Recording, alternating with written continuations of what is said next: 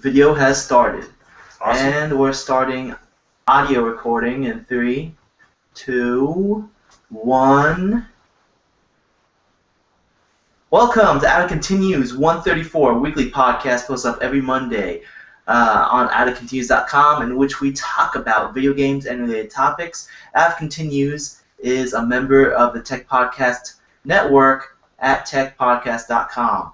I'm your host, Stafa. Are you? Yes. Okay. And with me today are Cody. Oh wait, that's me. Hi. And back from the grave, we have Ali. I was dead? Last week I said rest in peace Oh. Yeah. because you weren't there with us, so I had to give you rest in peace. Oh, okay. We had to Pieces do I shall be rested in. Back from the grave, we have Yep. Ali, my brother. I'm alive and well. So, I'm not dead yet. I'm feeling better. this feels really weird being back because I had to record 2 podcasts in a row.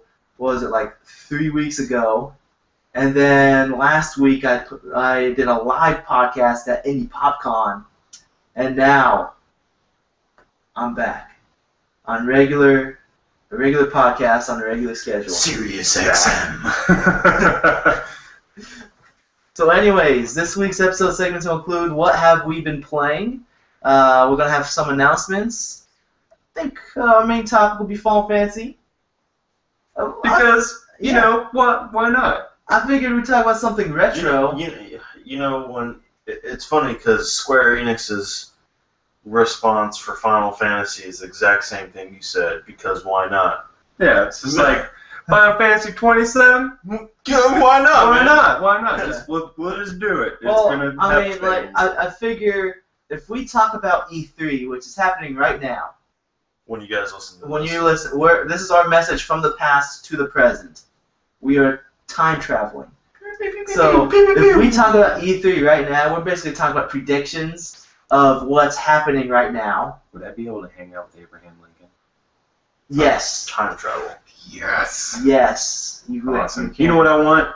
I want self-lacing tennis shoes. I mean, next year we should have those. The Dude. Self-lacing, awesome high tops that Marty I McFly have gets. shoes with no laces, so I don't know what you're talking about, dude. You're a time wizard. I want a Kit Kat bar. I got flip-flops, bro. A Kit Kat sounds like really good right It now. really Like a does, really bad chocolate kick lately. But basically what I'm saying here is, like, if we talk about E3, which is the main thing that people are going to be wanting to talk Yeah, about this week, people want to Well, listen to the yeah, news as opposed to the predictions. yeah, our predictions would be people basically be like, what are these guys talking about? Everything they're saying is wrong. Yeah. So Hey, so there's I actually know quite a bit of stuff. So like I figured let's talk about a retro topic, and then after that we got some news from last week that we can weigh in on. Okay. So let's get it rolling with what have you been playing, Cody? What have I been playing? Cody. I have been playing. I've actually been playing 2 games, but they're from the same company. What's it? Supergiant. Yeah, Supergiant's Bastion and Transistor, and they're both incredibly awesome games. Did you beat both of them, or did you just beat one of them? Actually, when I get mad at one, I go to the other one. Oh, and so I'm you're- at the final fight in Transistor, and then in Bastion, I've got like a couple more of like the areas to go to. I got Transistor first, thanks to Joel Cooper. Shout out to Joel. Yeah, Joel. he bought Ogiku. he bought me Transistor for my birthday. From Opiku. Ogiku. Okay. Oh, yeah, Opiku. That's his thing that he does. Yeah. That's his thing. But yeah, they're both like visually beautiful games. Mm-hmm. They've got some of the best like voice work narration that I've heard. Now, when you switch between the 2 games, does like into your head? Does it mess you up when you hear one narrator and then you hear the other one, which is very similar sounding but not quite the same? And it's like, I don't. But they are both the same voice actor. Transistor is not like a narrator though. It's just like a character that talks. Yeah, but Yeah. he's still pretty much like. Yeah, he's pseudo narration into it. It's really cool because like they took that and because when I heard of Bastion and I watched a bunch of videos because I didn't have the money to buy it at the time, which was actually really cool because when I was playing Transistor, I was just looking on Steam and all of a sudden they had it for sale for like $2. So I was like, deal. But yeah, they did a good job of like kind of mixing it up. It serves the same purpose, like it keeps the it keeps like that narrated kind of tone to it, but at the same time it feels like a new character. It's like a duo character with the Transistor and Red, who is the main character in that one. Yeah, I haven't gotten around to playing it yet, even though I own it. I have played the demo at PAX East last year, and I really liked what I played. Yeah. Because it was very fresh. Like, I guess the best way that I found to describe it was it's kind of like the VATS system from Fallout, where it's an action game, but you can pause and kind of plan out what you want to do, and then you can execute all the things that you planned out, or you can just straight up play it action. Yeah, and actually sometimes it benefits to use it, and then there's sometimes where it's not like the VAT system in Fallout where it's like, oh, there's 20 enemies here, might as well just use it, kind of thing. Sometimes it's actually detrimental to use it because there's a lengthy cooldown to get there. But another cool thing about it is like all the like powers or all the attacks you get, they're absorbed by the Transistor, and you go to these little access points in the spread out throughout the game. And that's where you will, assign which attacks and stuff. But each one of those attacks can also be used as an upgrade onto another attack. So it's like totally modular, and there's like a bunch of different combinations.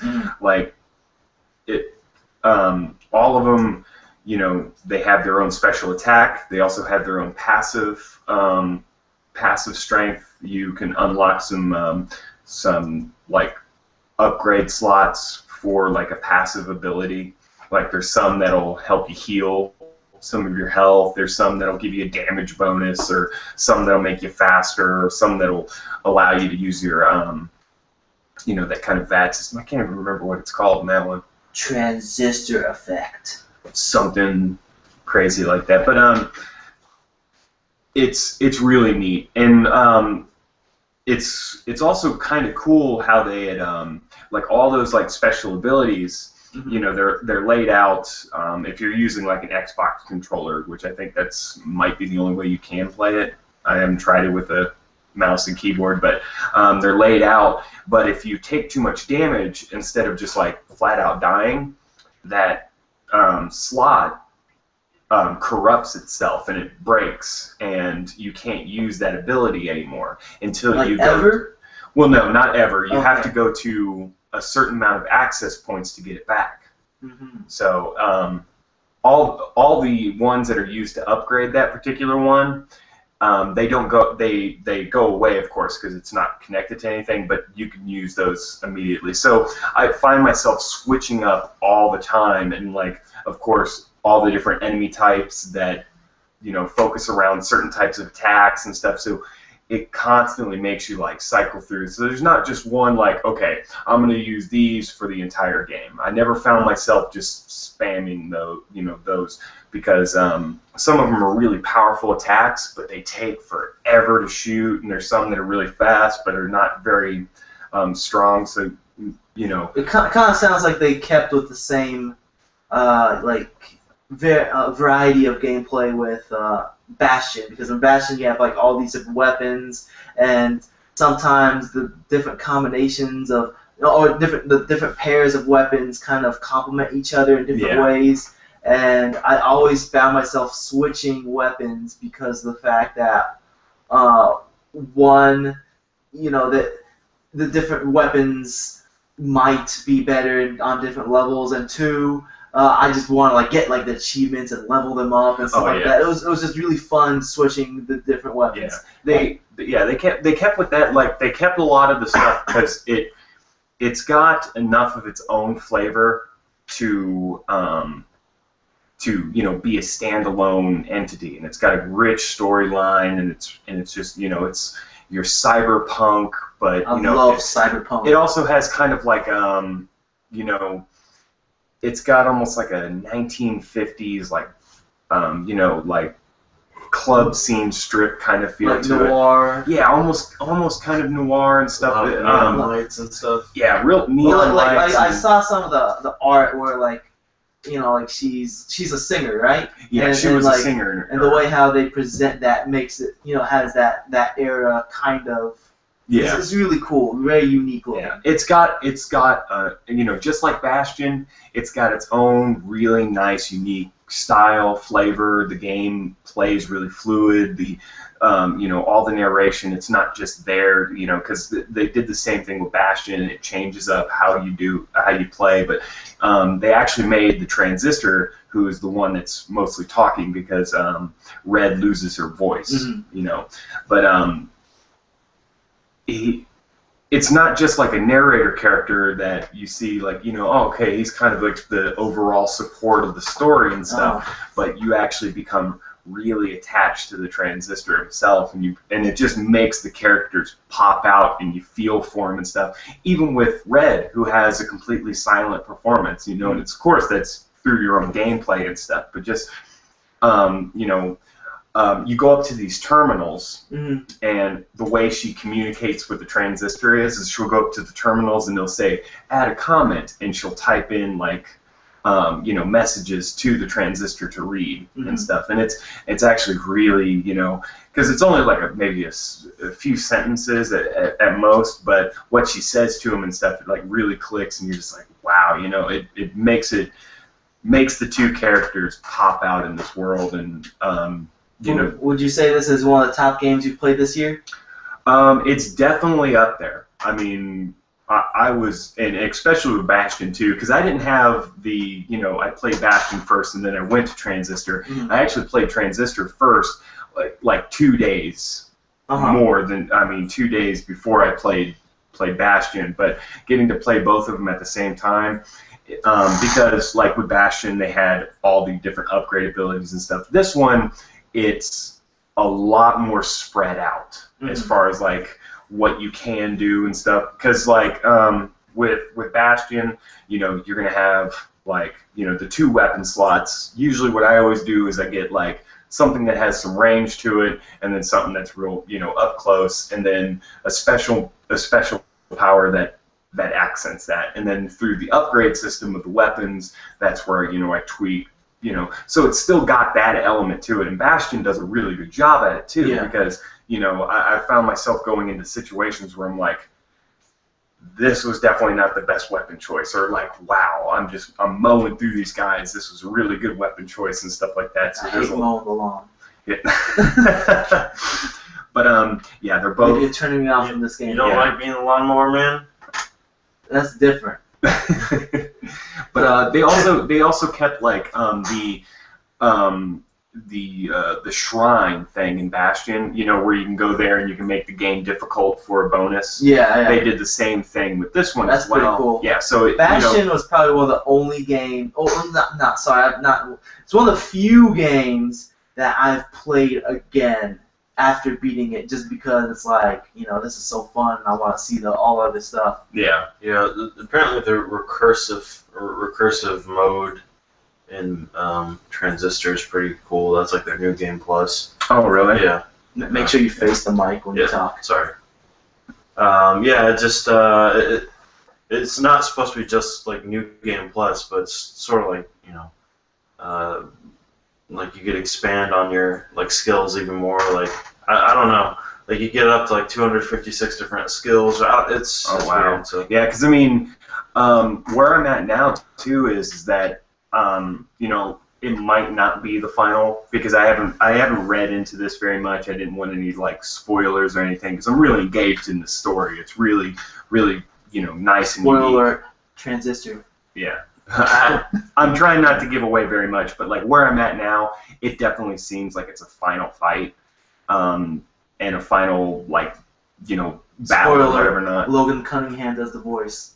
I got to meet him. Oh, you did? Spoiled. Yeah. Awesome. Look, I'm going to pull up a picture. Keep talking real quick. Okay, I'll bring I up the will. picture and I'll screen share it. But Final thoughts on the game. Oh yeah, but I just I haven't even unlocked all the limiters or what they're called in that, and definitely not all the skills and stuff like that. So yeah, it's really nice to see really positive, awesome work from Supergiant, and they're definitely becoming a top favorite company of mine. So. Oh, I also got to meet Greg Miller, not Greg Miller, Greg Kasavin. Oh, They're nice. all Gregs. Sweet. He seems really cool. Yeah, when I met him, Greg Kasavin, he seemed very enthusiastic when I talked to him. Like, some people you talk to when you meet them, like you could tell they just don't care. They want to move on and get back to their lives, and because of the fact that so many people talk to them, and which I understand that. At a certain point you probably get tired of all these strangers that you're only going to meet for a minute. And I can understand that. But Greg Kasavin just seemed like a really cool guy. Yeah, he's always seemed really cool, even when he did reviews and stuff like that. Very, as you said, enthusiastic about video games in general, and him going from reviewing games to making or directing these really cool ones. It's it's a testament to that. So I'm gonna screen share this real quick. Sure. Why is this not going? There we go, full screen. And I'm gonna go back to the video. Video. Okay, screen share.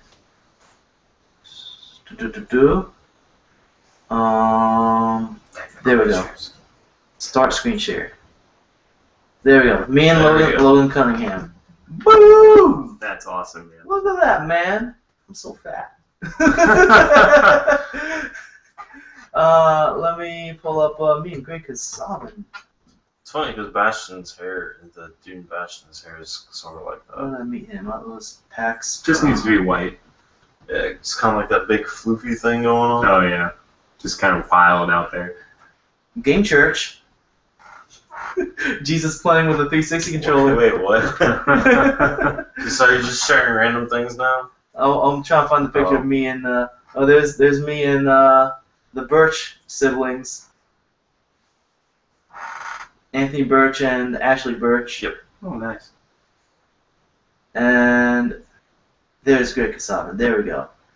Me and him. Cool. He was just a really cool guy. I mean, it was we exchanged business cards, so now we're BFFs. Yep. That's Absolutely. exactly what that means. Has he invited you over for like a barbecue or anything yet? He invited me to his birthday party. You had to say no. I had to say no. Because you had a lunch occasion with Gabe Newell, right? No, I was having lunch with Obama. Oh yeah. Somebody call Obama. So let me stop the screen share. Click. There we go. Stop screen share. Boom! We're back on the video. Is that what they call it these days? Video. So yeah. So Transistor. Yeah. Let's move on. Ali. Yeah. I mostly have been playing like the normal stuff I usually play, like Spelunky and Borderlands 2, but I've been playing more of Punch Quest recently because I have been in several occasions the past couple of weeks where I just have to have my phone and nothing else. That was convincing. The way So- I ragdolled. Dude, I'm all about ragdoll Yeah. physics. I should be a mocap guy. It's made by Noodle Cake, I think. It's like Stickman Golf. They also made that, I think. Punch Quest. It works really well. Like It plays if you ever played Jetpack Joyride, of like you kind of bust out of a wall at the beginning and you start just like destroying things. Yeah, it's an infinite runner. Yeah. This one you could actually sort of change your speed though, because if you block, you come to a standstill. If you like you could like do an uppercut punch, which like makes you essentially jump. Mm-hmm. And there's like a jab, which pushes you forward. And So one thing that's really cool about this. this game is you can switch between vertical and horizontal like instantly. Yeah, you just It works either way. Yeah, you just turn the phone and it's like, oh, okay, keep going. Yeah, like other games, you pretty much have to have it One or the other. Yeah. And this is called Punch Quest? Yeah. Punch Quest. I need to look this up. It was in one of the like humble mobile bundles Yeah. or something like that. Oh, neat. Yeah, it's pretty fun. You could like level up and buy new skills, and so it's just there's absolutely no Microtransactions. no microtransactions. You just buy the game once, and it's just like, okay, now you got to just work your way up. Oh, cool. Unlock things. So It's free on here, so boom, I'm downloading it. go for it. You guys have your podcast. I'm gonna go play this game. No, you is not playing that game. But yeah, it's really It's fun. You do like combos and stuff like that. You just punch like these zombies and like all sorts of other like imps and like I forget what they like wraiths and whatever they call them. It's yeah, I know you're shocked. Your shocked face. But yeah, it's just a fun little time waster. Just punching things, getting big numbers of score and buying more things to unlock, get your guy better, you know. It's like the typical Call of Duty stuff, you know, you kill things, you get numbers pop up on your screen, it says good job, you unlock something else. Yeah, it's pretty decent for what it does. I mean, it's very flashy, it looks really cool, like, I mean, despite its simple controls, it looks like you're doing cooler things. Yeah. You know. It's pretty responsive. I mean, sometimes I get frustrated that it's on a touch screen, which, whatever. But it's just two buttons, like forward jab, and then uppercut. So it works well for what it is. But yeah, I mean that's pretty much what I've been playing. It's just really good time waster, Kind of sounds a little bit. It sounds like a game that I just saw on Steam called One Finger Death Punch. I guess a play off of Five Finger Death Punch. Oh, that game's pretty cool, but it plays very differently from that. Oh, okay. I don't know. I just saw a gameplay video of it, like their trailer, and just buttons and stuff, and I was like, oh, it just looks like you tap buttons and beat up stick figures and stuff. I mean, it looked really cool, and like they had some cool I love hit pressing music buttons. to it and stuff. So I was Is that like, for ragdoll stick figures? No. No. They just kind of. It's very disintegrate. fast paced. Oh, Yeah. Oh, yeah. It's only on Steam and Xbox Arcade at this, not arcade, but Xbox Indie Market, whatever the heck it's called.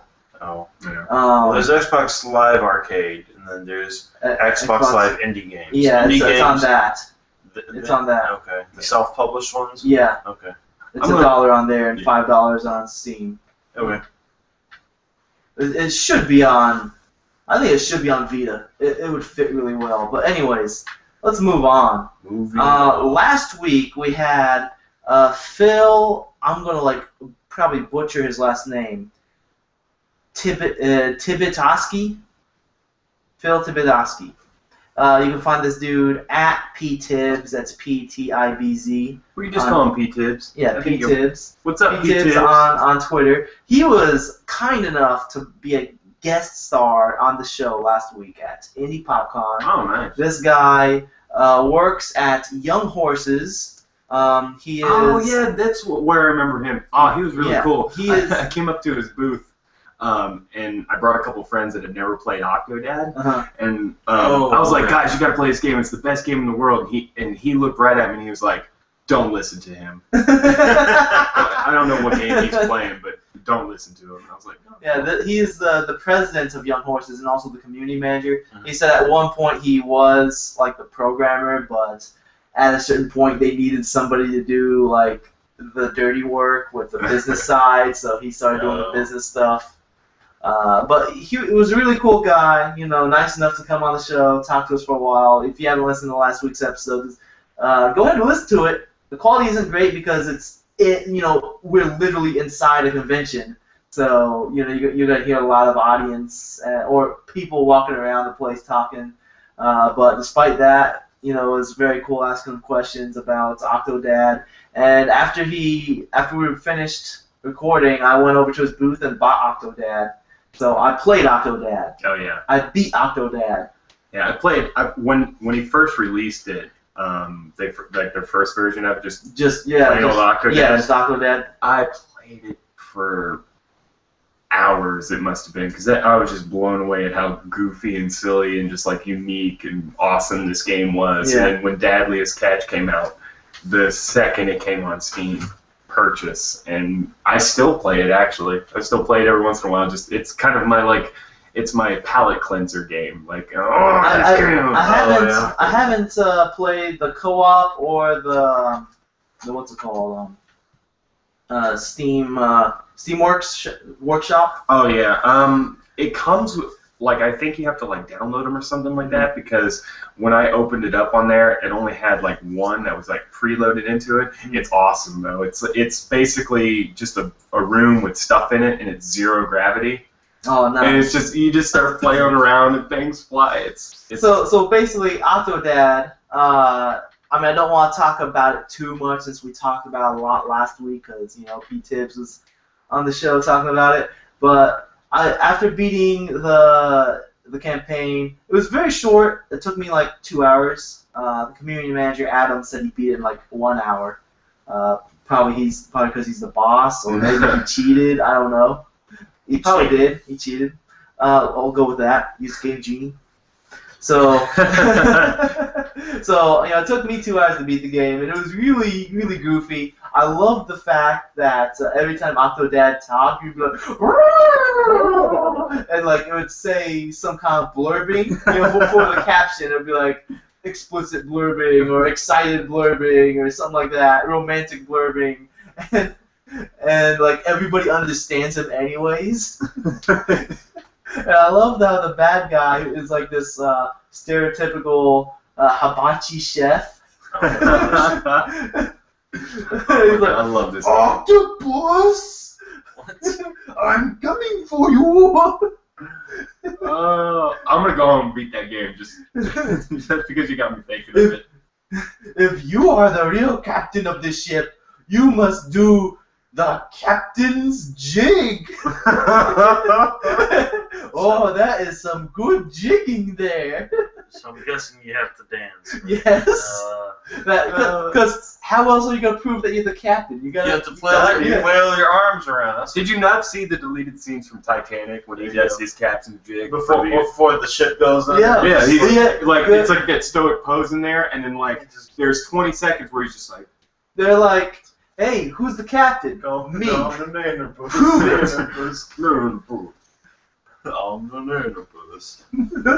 This is gonna make for some excellent animated gifs. It was funny. Steve. Remember Steve? You guys know Steve. So they actually came into Big Red where he works after I think the first day, and they talked for a while or something like that. It was so funny because Steve is a real big fan of these guys. Games and doing things. He's a fan of breathing. But it was funny because he was I was so nervous and stuff, so my hand was shaking when I wanted to go and shake their hand, so I just was hey guys, can you shake my hand? It was it's nice to meet you. I was yes, perfect. Yeah, very goofy game. I am very certain it's gonna be part of the summer Steam sale that's coming up, so pick it up. Yeah, definitely. It's stupid. It's fun. It's funny. Yeah, it's just stupid, funny fun. It's what I will admit there were some really difficult parts. Yeah. There were some very difficult parts because why is this game like this? But once you get past it, you're this is good. It's very It makes you want to give a hug. You have to be the octopus. Yeah, man. Think of it. us and our 4 legs or extremities or whatever not. He has to do with 8. Yeah. Think about that. Exactly. He's got no vertebral bodies, no bones. No bones. Yes, think about that. He only has like the beak. Exactly. Octopus had beak, right? They have. Yes. That's Yes. beaks. Octopus had beak. Yeah. I'm thinking of jellyfish for some stupid reason. Let's move on. That should be the sequel. Jellyfish Dad. Yeah, and just like lays there. And it's like Jellyfish. click the right trigger and it's just like Jellyfish aren't strong enough to live out of water. Do you guys remember that that Gears of War 2 tech demo with like that meat cube? Yes, the meat cube that never made it into any of the Gears of meat War. cube. They need to make a game, Meat Cube. super meat cube. I'm assuming you don't know about the Meat Cube. You know what? I think I might have seen a video of it. Oh man. I'm trying to recollect what you guys man. know. Let's move on though. Let's move on. I'm going to talk about. He's gonna set me up. Yeah, you do that. I'm going to talk about DreamHost real quick because DreamHost is a web service that offers unlimited storage, unlimited bandwidth, user-friendly interface. They're also optimized to use content managers such as WordPress, which I use for out of Continues.com, and Content5, which I use for my personal portfolio stuff on Destiny.com. You know, it's a WYSIWYG, very easy to use, and many more features. All that just for $8.95 US a month. You know, you're losing money if by not using this. You can't afford not to use it. Yeah, exactly. So just use the promo code out of Continues. That's one word, no space, out of Continues. It will waive the setup fee and get you a free domain registration. So if you're looking for a website, you want to start your own website. DreamHost. Everyone should have their own website. I have my own website. Yeah. Yeah, it's just called whiteblankpage.org. Is that really it? Yeah. And all you do is you click on whitepage.org. 404.org. It's just 404.org. Zombocom. Anything happens at Zombocom. So anyways, let's talk about Final Fantasy. Final Fantasy. Let's talk about Final Fantasy. You're still looking for that Meat Cube. I haven't pulled it up. I was going to post the link onto the notes so you could pull it up on there. Okay, so let's talk about Final Fantasy real quick. What do I talk about when Final Fantasy used to be good? You remember that? You remember when Final Fantasy used to be good? Yeah. I remember it. You know, the one reason why I wanted to talk about this was because I was watching a video by a friend of the show, Multimedia J. He wanted to figure out if Final Fantasy 3 has DRM, and because it just came out on Steam. Oh. You know, $15 on Steam. It's the port of the Android port that is a port of the DS game. Oh, so it's okay. So remember how the DS had the remake of Final Fantasy 3? Yeah. And then they ported that to Android. Yeah. The PlayStation And then had they ported that to PC. Did they bring it to Android or was it iOS? I think both. Oh. Android and iOS. Yeah, it's on iOS. Yeah. So I know for sure it was iOS. I had the first one on my phone. So it's a port of a port Of a port. of a remake. Of a port of a port of a port of a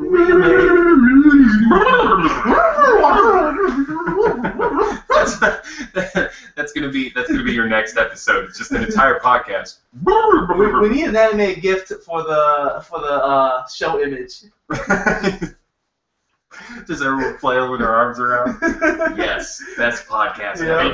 Me doing the Jerry Seinfeld thing where he's sitting in the movie theaters, just like.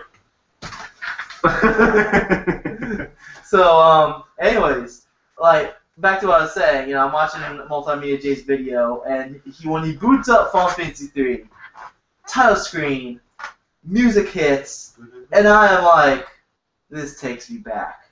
Oh yeah. This totally takes me back. And that's why, just want to talk about Final Fantasy, when it used to be good. Yeah. Seven does that to me. I mean, 7 does that to everybody, but I don't know, just when you pop it in. He doesn't Seven's overrated. You don't like 7? I will agree that it's overrated, but I will disagree that it's a bad game because it's a great game. Look, when I first played it, I really liked it a lot, and I played a lot. You remember Yeah. We used to play a lot of it. We'd go to the library, look up stuff online. Back when the library some of the stuff that people said online that you could do were fake. Yeah, like all that try stuff. to do all those things. Why would people go on the internet and lie? I mean, that's what we found out. The Knights of the Round and all that stuff. Yeah, and the chocobo breeding, we did not know about that until we went online. So basically, I mean, I really liked it back then, but then after that, afterwards, I discovered this thing called SNES 9X, and and is that a I take it that's an emulator? Yes. Oh yeah. Played some real Final Fantasies. Final Fantasy 6. Yep, Final Fantasy 6 and Final Fantasy 6. There you go. played Chrono Trigger, which I think that's Final Fantasy enough. I think in some aspects, Chrono Trigger surpasses a lot of the Final Fantasy. I mean, like the only thing not made a Final Fantasy game is that it's not titled Final Fantasy, but it doesn't have. Man, I did not know that. It doesn't have the staples as far as like Chocobos, Moogles, a guy named Sid. No summons. No, but other than that, it might as well be a Final Fantasy game. I don't know, man. Like even the combat and stuff, like It's it all relied on like position and stuff like that for and like area effect attacks and team attacks. Team attacks and where your teammates were and stuff. Sometimes it was actually helpful to be like thrown by an enemy to like. I remember. There was like these like squid guys that only relied on like magic attacks. I hated those guys. Yeah, you know what I'm talking about. They were in the future area, right? Yeah, they're like in the future. junkyard. Yeah, the junkyard and stuff. And like they kind of just walk around and like you can fireball.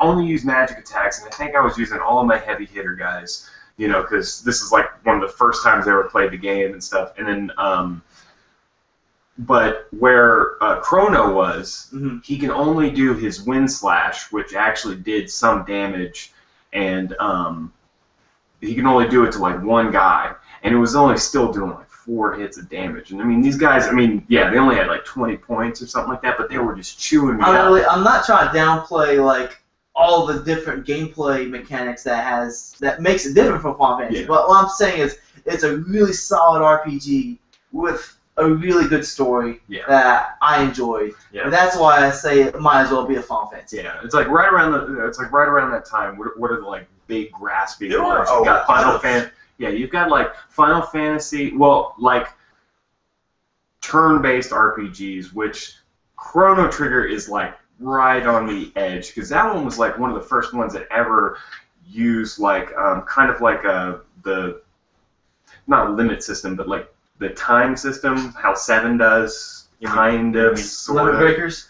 Yeah, it didn't work on. No, it wasn't the limit breakers, but it was like an initiative phase. Oh, so like the ATB system. Yeah, so it wasn't like set in stone. Like this guy's gonna go next. This guy's gonna go next. This enemy's gonna go next. This enemy's going next. Like the time scaled, and what I used to do is Final Fantasy 3 or 6, whichever one that had 6. Yeah. 6. That had ATB as well. Yeah. 6 had that came out before. Yeah, but like it was also an option too. You could go into the settings and turn that off. Most of Final Fantasies you could like up to even 12 you could change it. 12 was like kind of it played sort of MMO like. Yeah. And I remember like the nights I'd be like falling asleep while playing. I'd put it on the I'd turn the ATB system on, so if I did fall asleep, I wouldn't just get whomped to death. Yeah. Well, that game almost played itself, and that was like 12 was a serious disappointment for me. I mean, you could get strong. You could get strong enough to where it plays itself, but I mean, until you get to that point, it was still great. I feel like 12 is the most forgettable of the series, or at least of the single-player games, because I don't even know who the main character is. What is his name? I don't even know what the main character looks like. I haven't played 10, but I know that Tidus is the main character. It's Vaughn. Vaughn is 12. Yeah, Vaughn is 12. Vaughn is 12. There's what's his name? Balthier or whatever his name. Oh yeah, I think it's Balthier. It's Balthier or Balmir or something like that. I'm not sure, but yeah, like those are the only two characters And that he had a British accent. Yeah, and then he was a space pirate, and that was kind of cool. But you haven't played 10? No, I haven't played 10. You haven't played 10? So Like, this the remake just came out. this naked guy I'm looking at That- is the main character for 12. Yeah, that's Vaughn. Yep. Yeah. Well, I mean, Why would I want to play this guy? He's like a girly NSYNC, boy band naked dude. I don't know. To tell you the truth, that's why like he's very forgettable. He's almost like The whole story is pretty forgettable. But Yeah. I think the gameplay is still solid. Yeah, the And gameplay's like the got environments, its, and I think the battle system's all really cool. Yeah, I don't know.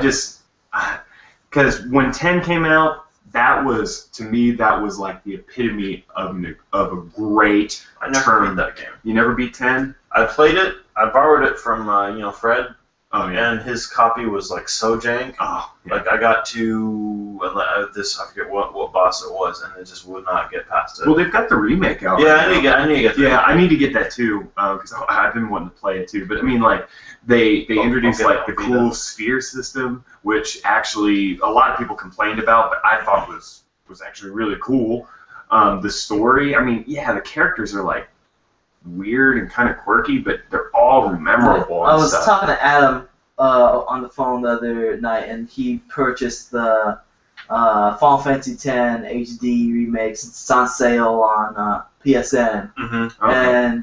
And he's telling me that that's one of the few games that he doesn't care playing over again, despite how long it is. And I'm like, I just don't really want to commit. Yeah. Well, give it a wrong. try, man. I don't know. It's one of those ones. I already got like the biggest backlog in the world. Actually, tell you the keep truth, buying everything on Steam. Yeah. That's why I'm glad I don't touch Steam anymore, I because I just can't buy help so much it. stuff. It's I like mean, how much money have you honestly wasted over the year on Steam?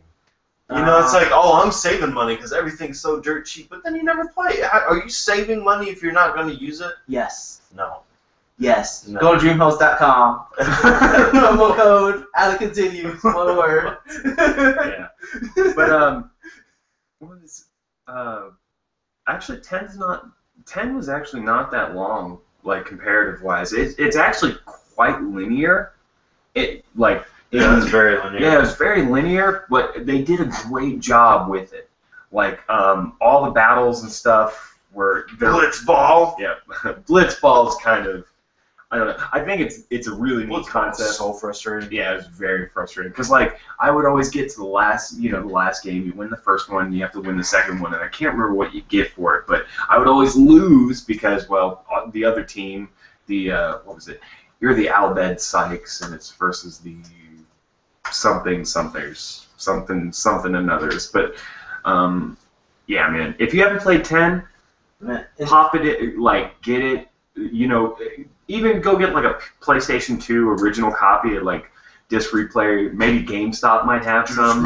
If they have Disc Replay. I don't even know if I saw the PlayStation 2. You don't. I have one right there. Literally right there.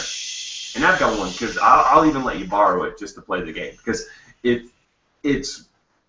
that was what I was so pumped for 12 because I was hoping they were going to take because it's a brilliant setup for their the turn-based combat like they have like all the other turn-based games and all the series and stuff. You picked your party and you went out and there was no changing in between them. But in 10. You can switch out members during the fight. All of your party, so it seemed like everybody was with you at any given time because each person, they filled their role, really. It brought back to the old school, way back old school where, you had your white mage, red mage, black mage. Well, like Final Fantasy IX, that was what went back to the roots because like every character was one of those type of classes.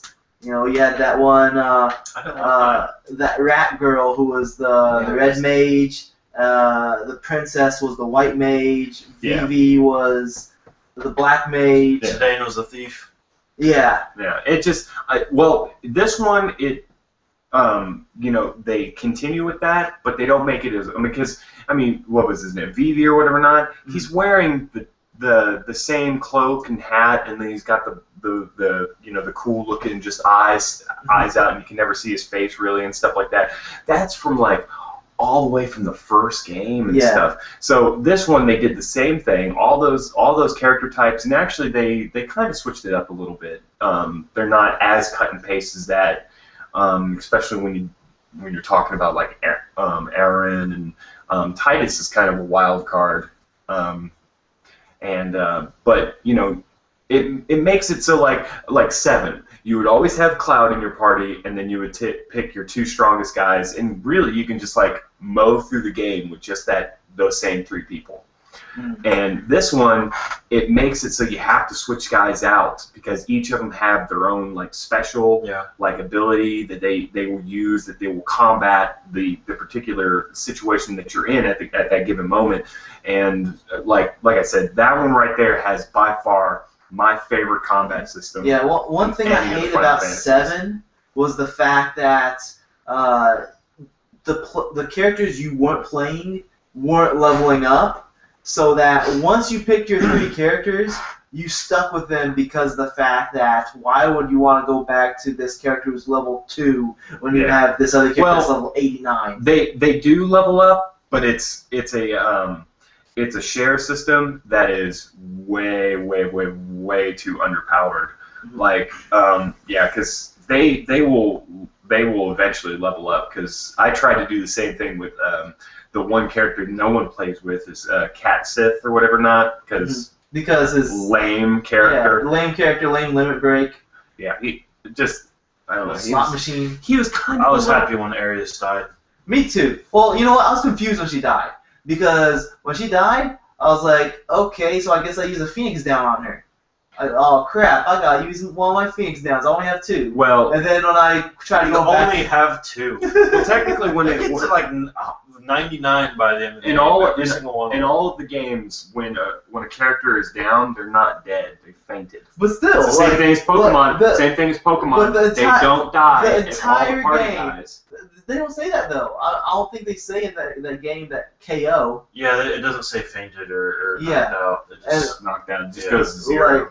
So it goes 0 and then grays out. The entire game, it's teaching me that when a character dies, I bring them back with a Phoenix down. They're not dead because after you fight that battle, remember they don't stay at 0. I would say the original 7 they do. Yeah, 7 they bumped them back up. No, which one is it that does that? I forget which game that does that. I think 10 does it.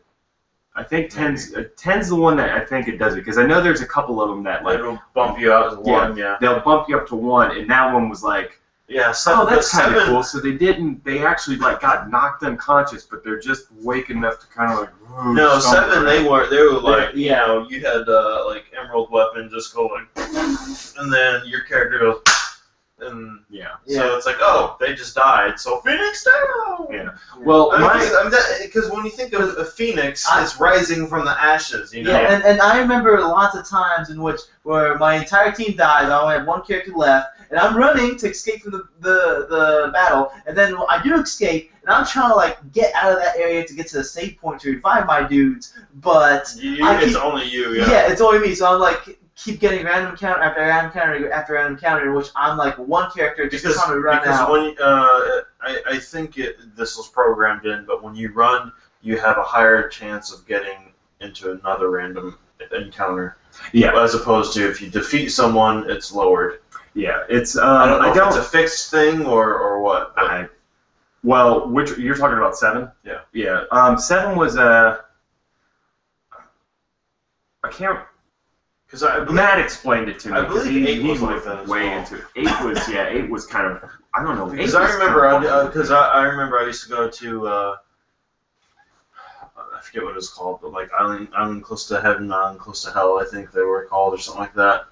They were like 2 different islands on the map, and they'd have like super ridiculous and like I'd want to fight a certain thing, but instead like the battle will start and there's like this giant Marlboro thing, just like I'm like nope, and I'm like running away, and I take 2 steps and fight for another time. So I think I think because Matt told me too is that if you escape a battle, to program that in so you don't just keep escaping and run through the game or something like that, is that when you escape, it actually heightens your catch rate as well, because it's technically like you're still running away from it, you know, so it's kind of chasing you. It's not like I ran a couple feet away and it's like, oh, okay, whatever, I'm gonna be right here.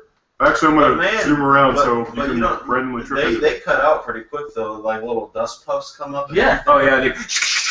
But I mean, like, they sit there running. Going back to the areas, though, like, I don't see how people say that they cried when she died, because the entire game, or at least up to that point, the entire game, she is like there like half the time. Yep. You know, she maybe less. Yeah, she keeps leaving the party, and every time she leaves, she takes all of the equipment with her. You try to give her like a really good equipment because she's always so underpowered. So you're like, okay, I need to make sure she won't die, and because you have to have her during certain missions. And lo and behold, she does die. Yeah, and then she story-wise leaves the party, and then she takes all the stuff with her. Well, I mean, I think they explain it really well in the story why she leaves and stuff like that. But here's a theory for you. But just because they explain it doesn't mean like that creates an emotional attachment with the character. Yeah. Well, I don't know.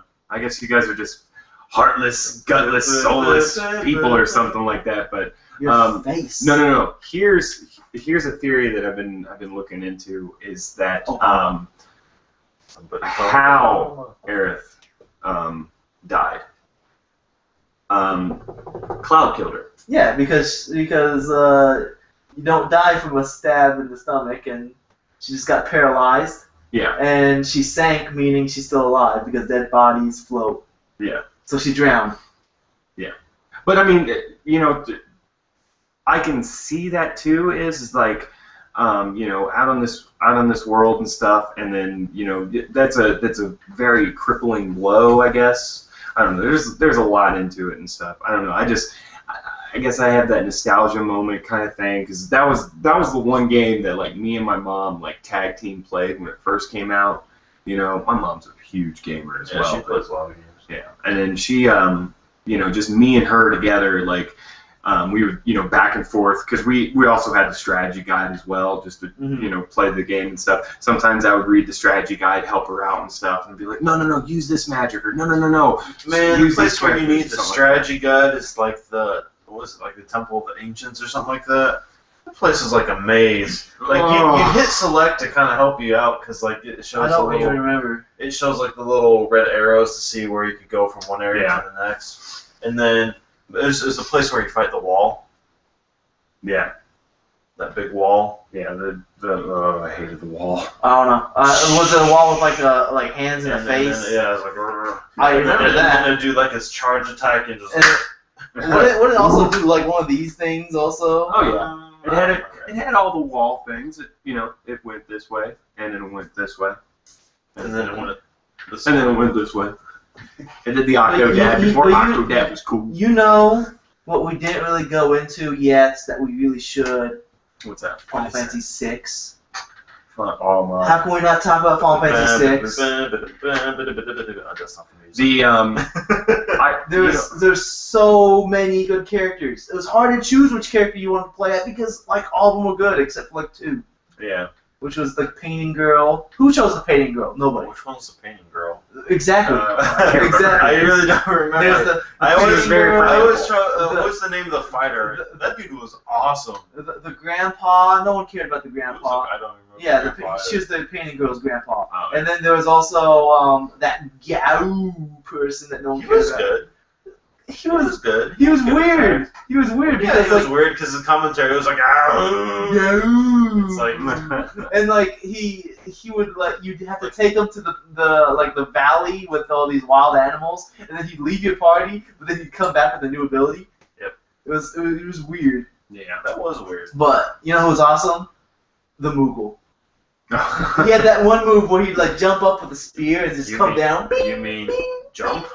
Yes. Jump. That's all it needs to be called. That was a move that originated with. There's like the dragon class of like Red the Mage. old ones. Was it Red Mage? Yeah. Oh. I think so. Yeah, they had jump, but yeah. something like that. Yeah, he was pretty good. Yeti. The Yeti was awesome. I don't remember The that. dude was a beast. Literally. Woo! He punched and it would be like 9,999. What was the name of that fighter guy? Sabin or Yeah, something like that. That dude was awesome. like you might as well play Guile music when he comes in. And doing like backbreakers and power bombs and Well, like he'd clothesline. like jump up to the guy and he'd like lift his arms up and then like the monster would go like. Yeah, he'd like smash them all around the screen. It'd be like, why? Cause you saved him. Boop. Boom. Locke was awesome. Locke. Was that the? He was the thief. Oh yeah. Oh, That's yeah. right. And then you had King Edgar. He was awesome too. Like he had a drill. Come on now. Like you Yeah, he did. I forgot about He had that. all those tools. I totally and forgot. he'd like Yeah, he did. take this giant drill He'd and just go like, drill it just in. go like. Dude was awesome. Like all these characters were really cool. It was so hard to choose. And which one I the want. enemies in that game were like, even though they were just pictures, they're like really good art for its day too. Oh, yeah. So Cy- really Cyan. great You pixel remember art. Cyan? Yeah. Cyan was awesome. Which He one was was that? He was the older knight dude. Oh yeah. Like okay. they poisoned his castle and everybody in his castle died. Oh yeah. What was the ninja's dude's name? Shadow. Shadow. Okay. Yeah. Yeah, and he had that dog. Yep. Doggy. I love that What dog. was his name? Can't remember. Interceptor. That was the dog's name. Yeah, that was No. the dog's name. Interceptor. Hey, That's And cool, like, man. and you can beat. He really loves this game. That's why he remembers all this and stuff. like you. It's a really good game. I haven't played it. When in you're years, when so you're I need to get escaping back from to it. the floating island, you gotta wait. You gotta wait because Shadow will come back. You don't want to leave without him. You gotta just wait there. He'll get there. He'll be there. He'll be there like 3 seconds before you run out of time. Oh really? Yeah. Otherwise, he'll never be in the game ever again. Oh, that's sad. So you gotta wait for him. Did you play 6? I played 6. 6 A was so cool. long 6 was time. so cool. Here's what sucked with my experience with 6. I know what you're gonna say. What's that? Go ahead.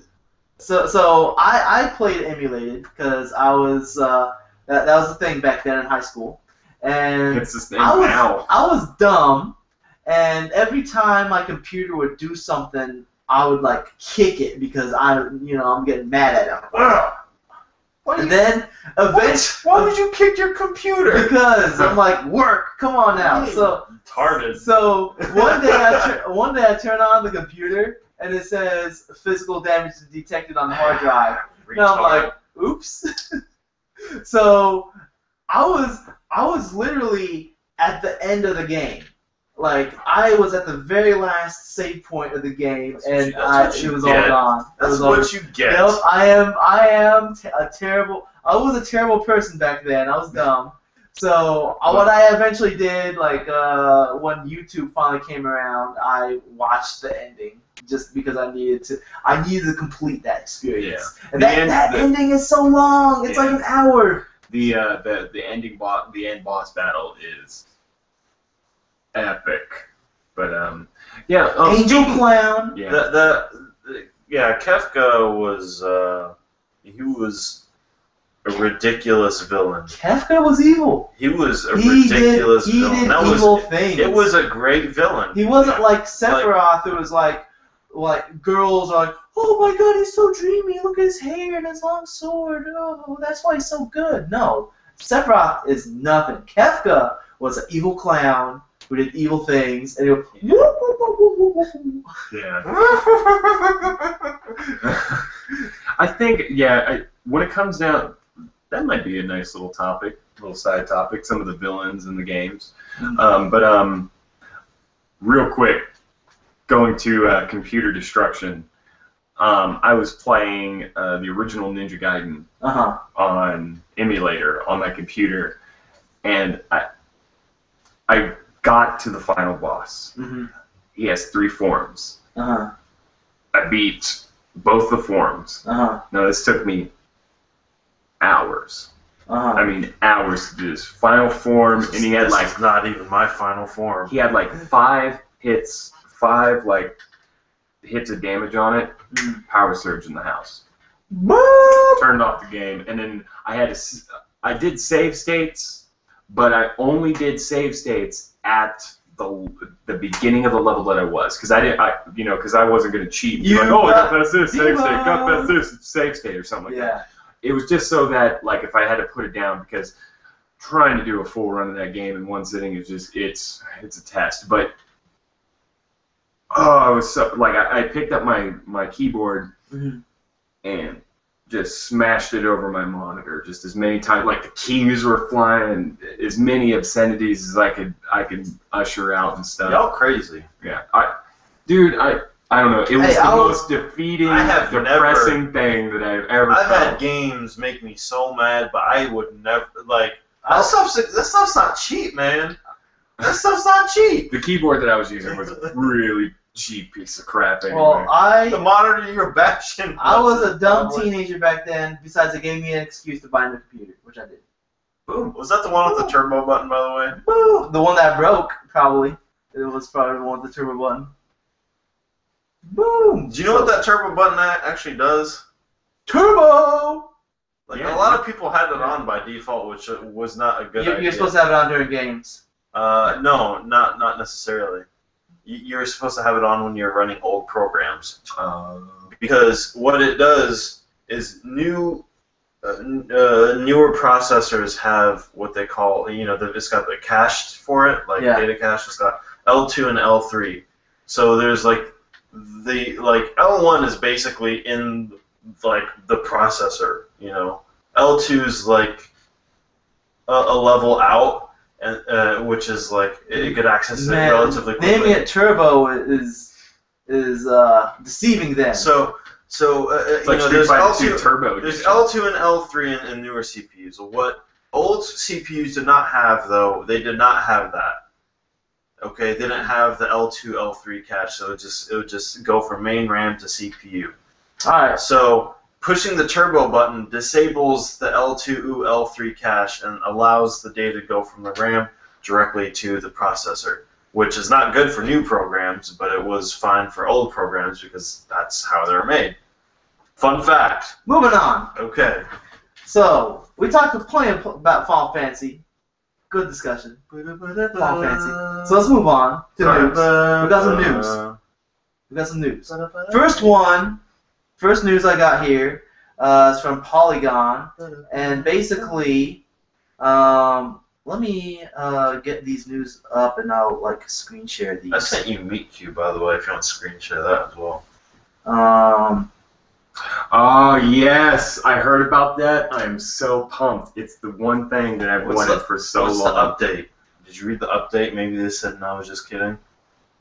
No, I think because they actually gave it the go-ahead. They were like, "Go for it." Hopefully it's not like the Outer Heavens Metal Gear Remake project is not currently available. We can expect an update on the project this month. That's the update. So, anyways, Metal Gear fan-made remake. Metal Gear fan. Yeah, Metal Gear fan. So Metal Gear, the first Metal Gear, it. not Metal Gear Solid, but Metal Gear, the one for MSX. I'm assuming not the NES one, but the MSX one. The NES one was kind of disappointing.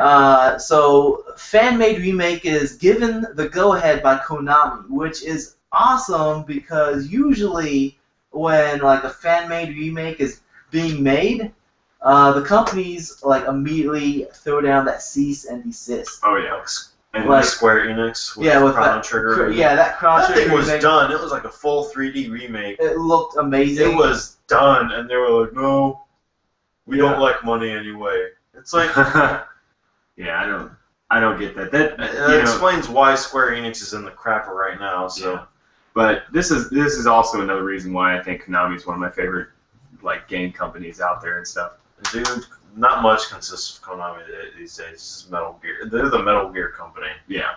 So which is great for me. But they throw the Castlevania out there every once in a while and stuff. So They basically, need to do an R-type remake. So this team, they're going by the Outer Heaven team.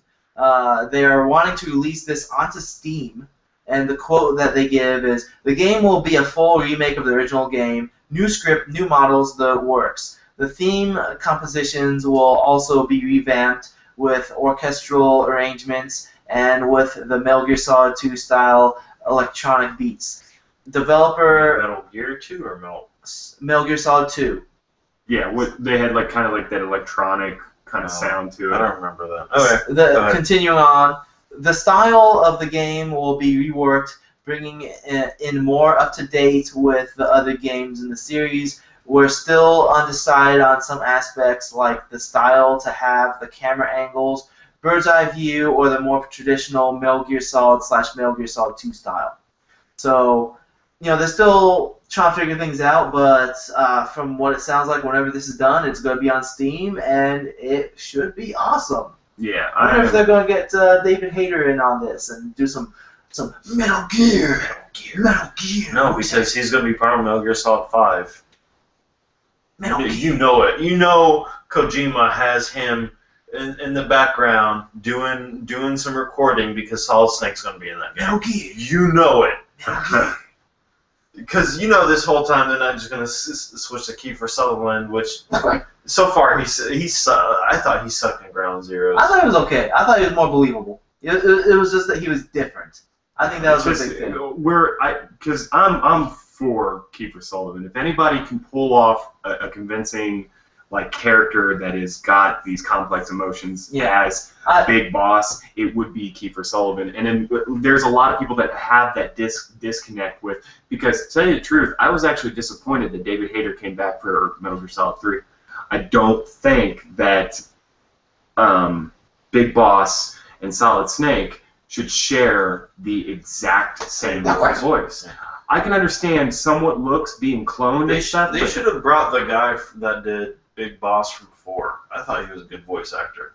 Yeah. I think the voice in Ground Zeroes was more of a believable character because, David Hayter's voice for Snake sounds very cartoonish. Well, the thing is, you have if you're talking about believability, you've got Kiefer Sutherland, then you've got this skull face guy. He sounds so cheesy. He's like, and I've got this master plan. It's come on. What about they played us like a fiddle? best dialogue ever. But this fan-made remake, I'm hyped for it. Yeah. To tell you the truth, I wouldn't even mind if they didn't incorporate voices. If they had if they kept with yeah, even something like that, but just a little bit more subtle within the Metal Gear realm world. So it brings us back into that. Bring us back into that. The old school of it, but just have a nice digital remake with some new aspects, maybe some new content to it, and then just flush out some of the scenes that. And then I always liked how flesh out or whatever. Flush. Make it Is better. it flush? Flush the toilet. Yeah. Yeah. I thought it was Yes, flush. flush them. It's flesh out. Flesh out. Gotta whoosh. But see 5 copies of different Metal Gear games and just in a toilet. yeah, that would break my heart. It would. So much on the plunge in there. Do that for your coding. I always liked how the PSP versions had kind of that graphic novel style to it as well. The cutscenes, especially for Peace Walker and stuff, they always had those graphic novels. I hated those QuickTime events. Yeah, I didn't like the QuickTime events so it's much. I want to just sit back and relax and watch the thing. It's this thing's happening right now. And I'm like, oh. Yeah, I don't know. I've always liked that kind of weird and neat and unique art style. I can't remember who does it. I can't remember her name. Koji Kondo. But it's not Koji Kondo. He's a composer. But yeah, I am super pumped for this remake, and I wish them all the best. All right, we're moving on. Let me screen share again. Now that I got all the tabs open. The next thing that we got, screen share. Bam. All right. So Sony, for the Metal Gear movie, is Sony this was originally announced in 2007, by the way. Sony Pictures was Sony Pictures. Okay. Yeah. They're eyeing Jordan Vogt Roberts to be the director. And he did Kings of Summer. Never heard of it. And Yeah, I don't know who this guy is. Is that Bill Cosby down there? Kings of Summer. I'm trying to think of it. I might I don't think that's might Bill have seen Cosby. it, but I don't know. I'll have to look at this because this is one thing that I really didn't want. I don't know. This is the one thing We that turned a movie into a movie. was to step out of the realm of where Metal Gear belongs, and Well, apparently there was a lot of discussion with Kojima and Kojima and Konami about how the presentation of it and how it would be executed, because there was a lot of debate regarding that. Yeah. But if Kojima gives it the go-ahead, then I think it should be fine. yeah, and tell you the truth too. I know that he's working really hard on the new Metal Gear and stuff, but if this is going to happen, I want him to have a nice tight leash on this, just to keep.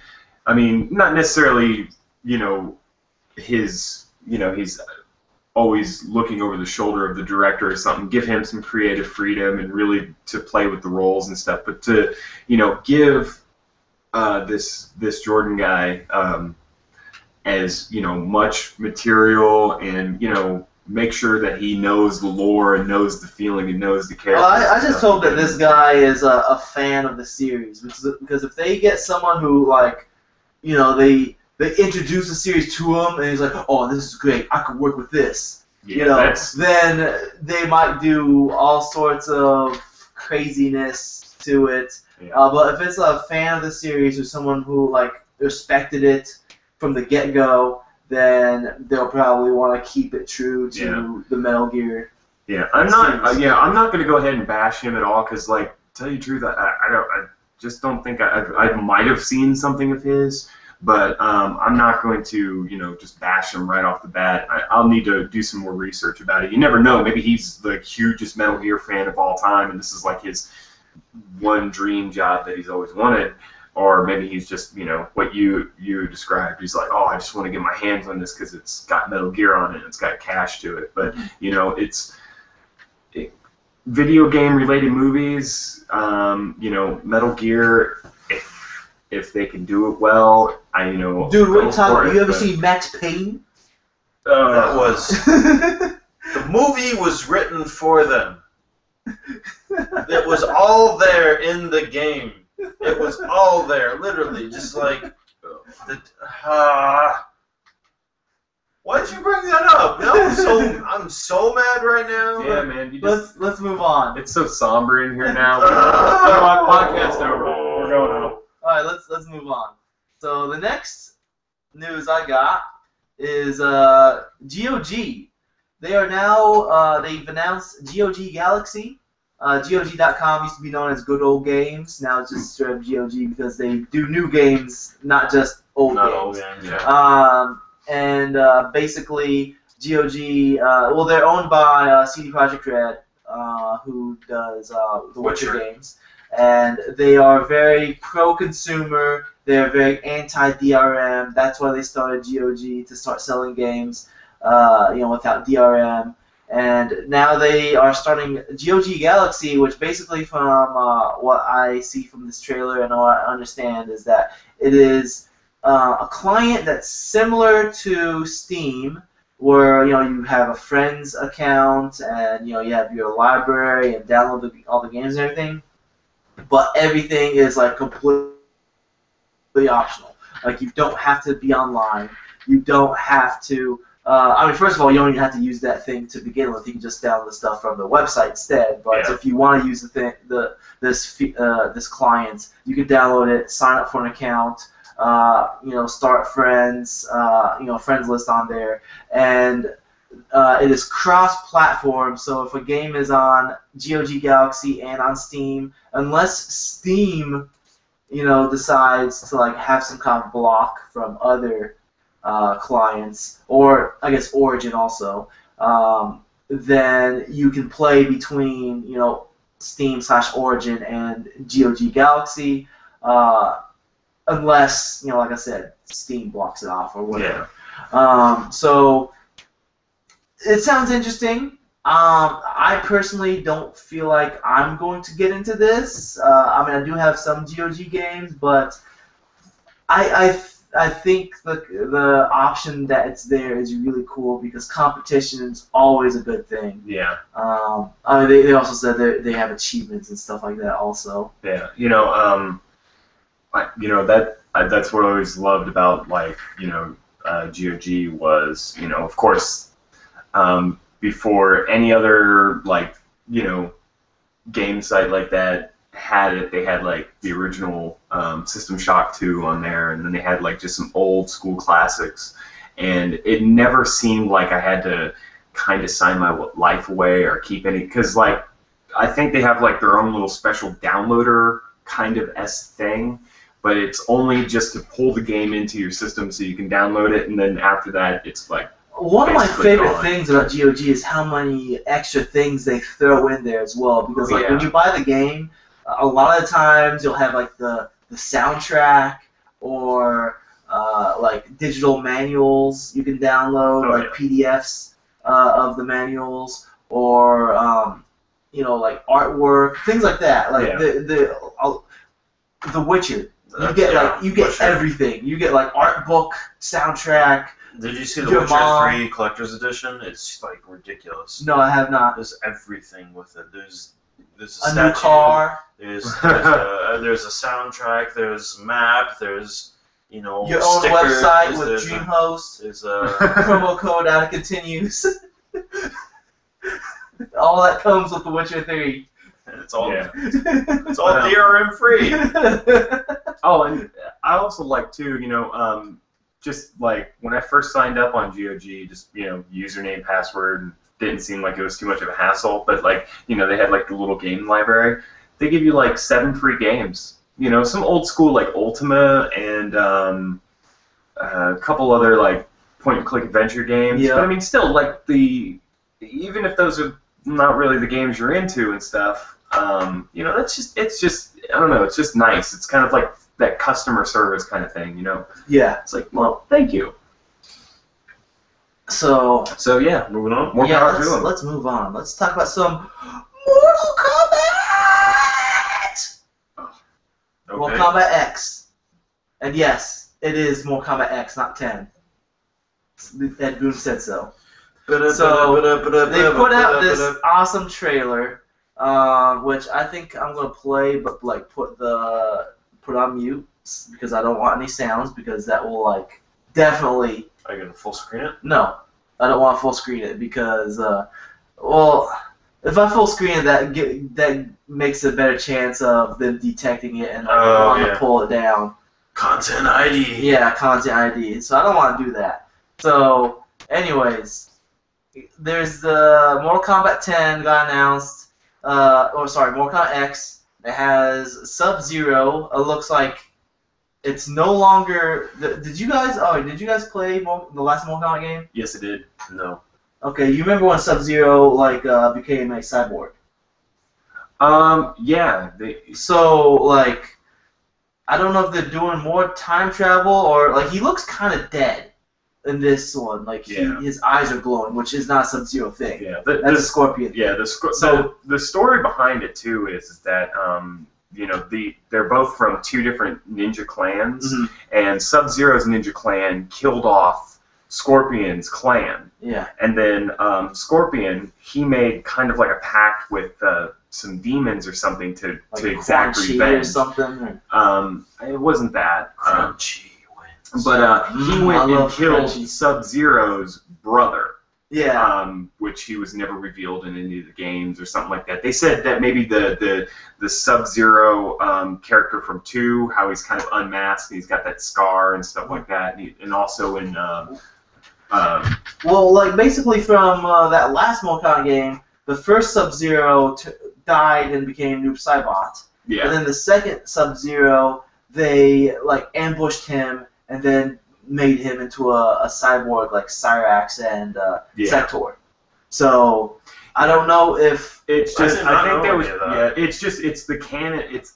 I think it's kind of a little new retelling of some of the characters within that game space, because they went back to, because they didn't do any of the established stuff. They even show how Jax loses his arms and stuff and.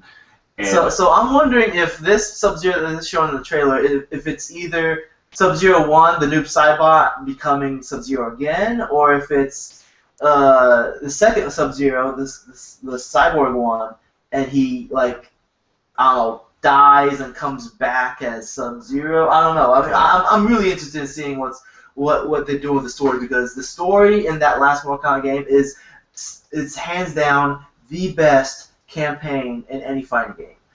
Injustice was pretty good also, but Mortal Kombat was way better. It was like twice as long. Because it really they did a great job with throwing everything together. They retooled the game, made it back to its it's like 2D fighter style kind of and the controls are pretty game. Yeah, it was really fun. It was really different. It had a learning curve that was crazy to it, and like but yeah, they made the story real well, and I think they kind of actually capped it really well, because I mean they told the entire like mythos story of the original trilogy. The original trilogy that was going on there, with some characters were here and there, but this one, like, because I see it goes back to, this is the blood feud that everyone knows. There's Sub-Zero fans and there's Scorpion fans. Me, Team Scorpion, so that's why I love this trailer. But right now, I think it's just probably just another kind of like reboot to the series for the new platforms and stuff, to get a more combat game out on Xbox One and PlayStation 4, which I'm all for that. Yeah, I'm really excited for this. I just love that last Mortal Kombat game. I was always more of a Street Fighter guy. Oh yeah. Like I liked Mortal Kombat when I was a kid, only because it was just a really bloody game. Oh yeah. Because it's so cool, and then like as I got older, I'm like, I don't really care about Mortal Kombat. Like the gameplay is just not as good as Street Fighter, and so I got really into Street Fighter. But then, just as of this past generation, Capcom just ran Street Fighter into the ground, like just doing the same, doing the exact same thing as what they did with all the other Street Fighters, like making the same version. I mean, like multiple versions of the same game, and not really doing much as far as innovating like the campaign mode or anything like that. And then NetherRealm Studios bringing back Mortal Kombat with a bang, making the gameplay awesome, the campaign amazing. They put a lot of effort and love into the story mode, and that's why I like Mortal Kombat more than Street Fighter at this point. Yeah. I think they stole my heart. Yeah. They ripped it out with the spine. Well, the cool thing about like the Street Fighter games is like all the retoolings that they had in there were almost kind of like, they were almost like your first bits of DLC back in the Horse Armor days. Yeah. Oblivion Horse Armor, that was like the first DLC, I think. And people flipped. Yeah, but Because it was impossible to get it. Go to like GameStop, buy a little card, then redeem it online. Yeah, and download. This is the worst. Yeah, these were like physical. Thanks, Bethesda. Yeah, the best like Street Fighter for the Super Nintendo, at least in my opinion, was like Super Street Fighter 2, the new challengers. They had like all the characters and like. Was it the one where you started the game? It had Ryu sitting there like. And then like that was so cool. Screen. The music was awesome too, but he's just sitting there and it's like the flashes of lightning and he's just sitting there just like pumped up. And also, look at that animation. I know, I don't know. It just always as a kid, it always gave me some chills and stuff. Even though if only I had the webcam on to show you guys, because I still have it on screen share. But yeah, end of the story. Like a lot of people, like especially like real hardcore fighter fans and stuff, they don't see like the original Mortal Kombat, Mortal Kombat 2, Mortal Kombat 3 as like traditional fighting games, because they didn't actually necessarily work as those.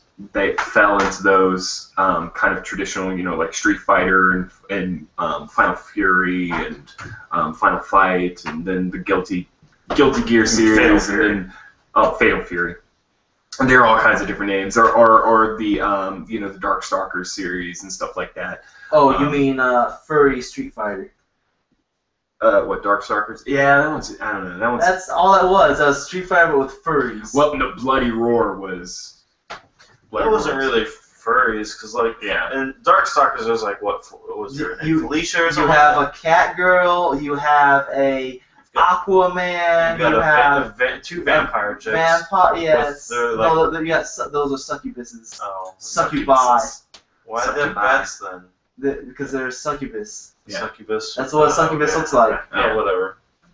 Vampires, werewolves, they're furries. All of them are furries. Yeah, but I think they'll work off. I think they'll, and especially like with the Tekken series that got popular, and then the Virtual Fighter that kind of started that 3D-esque realm. Play Tekken 3 like all the time.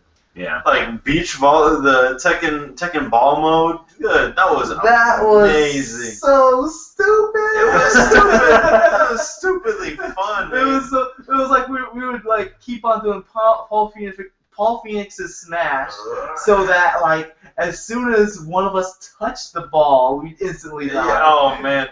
And like sometimes you try to do like the if the ball fell and like you already took damage and you like pander or whatever, you just like do a little fart thing on the ball and it like make it fly across the screen and like do like 90% damage. Remember those was it Tekken Fight mode? Tekken Fight mode was pretty cool. Was like the controls were garbage, but chicken. It was so dumb. So like Eddie Gordo. Alright, so anyways, let's move on. But yeah, top off the story though is that Mortal Kombat has always kind of struggled to push itself into the fighter arena, and I think a good reboot like this, like the first reboot, just Mortal Kombat, the one that we were talking about, that was a great stride to put them in there, and then I think it's more balanced than all the older Mortal Kombats. Yes, except for Smoke. That dude is retarded. I mean, I'm sorry. I should probably not use that word. That dude is stupid. Because like all you gotta do is button mash, and you look like you're like a MLG. I'm a pro. Pro. But anyways, let's talk about Homefront. Homefront. The Revolution. The first one. Yeah, I never played it. It's kind of weird that they're making a second one since the first one was. So this one, I mean, if you did not play the first Homefront, or did not even care about the first, or don't even know what Homefront is. No, everyone knows what Homefront is because there was so much marketing behind that game. Like there was posters and commercials and everything. Like the guy with the flag wrapped around his eyes. I don't. Yeah, I think I don't know. I saw some gameplay footage of it, and it didn't look like. I mean, it didn't stand out as anything, but was it a third-person shooter? First. Yeah, it was first-person shooter, but I think it came out right around the same time as like Spec Ops. Like this dude with the you saw that image everywhere. Yeah. I didn't want to do a Google image search because you don't know what things would pop up.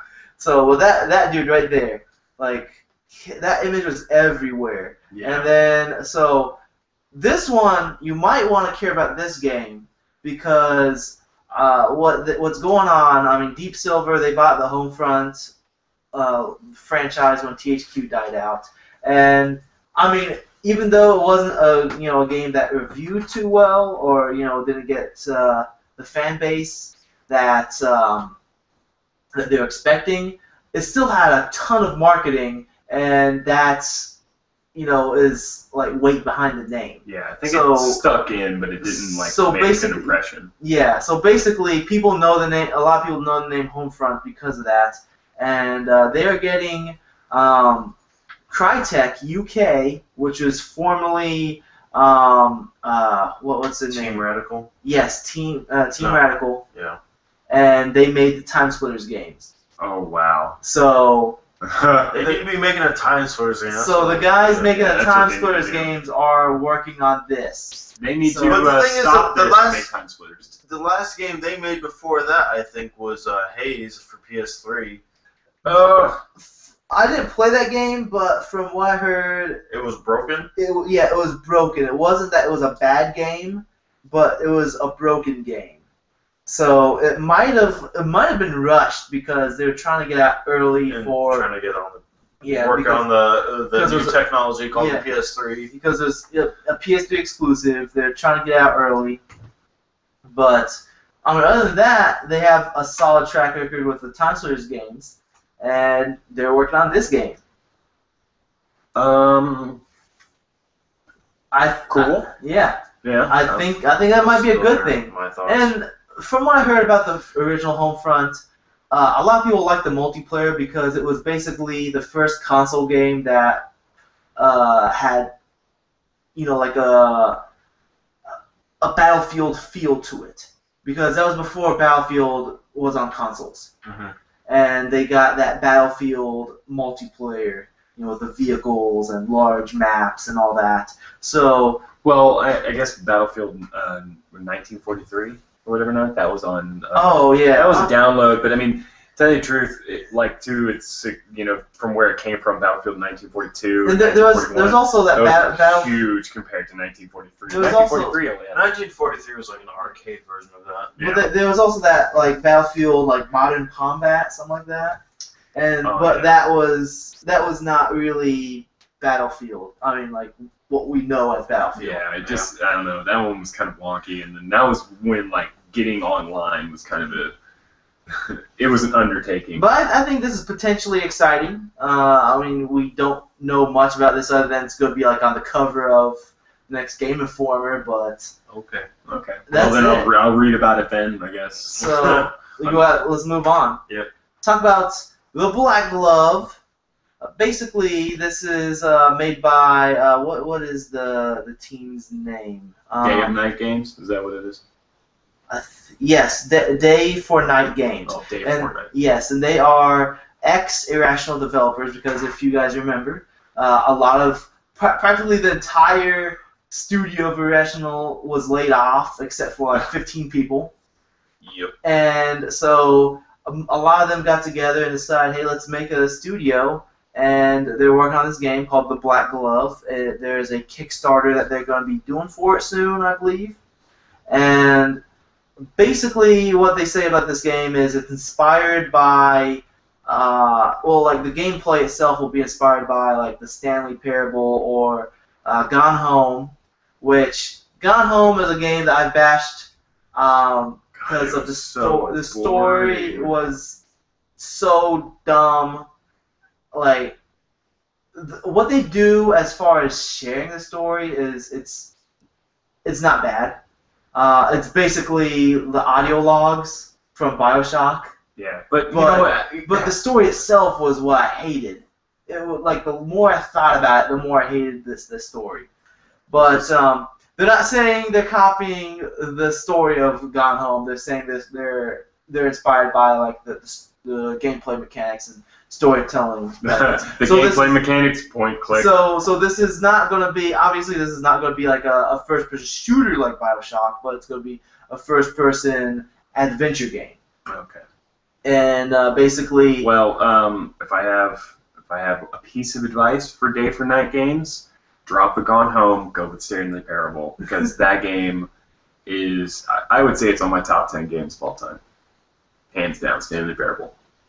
I have not played it. I played the mod. Yeah, the narrative makes Stanley Parable. So I mean, both of them gameplay, quote unquote gameplay wise, it's very similar.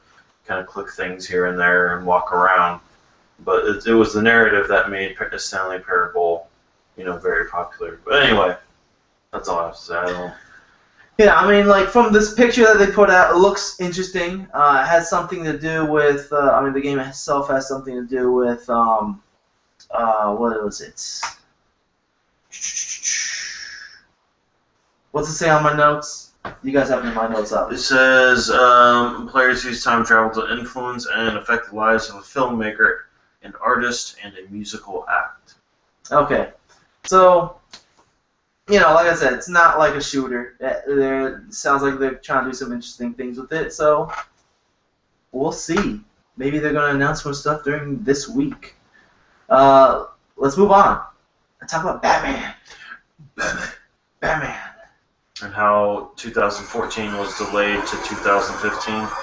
Let me get rid of the sound. There we go. Don't want any sounds on this. Yeah. So anyways, Batman. Arkham Knight. Stupid name. So basically, they are delaying this game. It was supposed to come out in October, and they're delaying it to next year. Everything's being delayed to next year. Yeah, and I think it's a good thing. What do you mean it's a good thing? All the games are coming out next year. There's nothing coming out this year. Well, everything was coming out in October. Well, everything else is coming. Well, everything's now starting to come out like February of next year now. I don't want another Arkham Origins to happen. Yeah.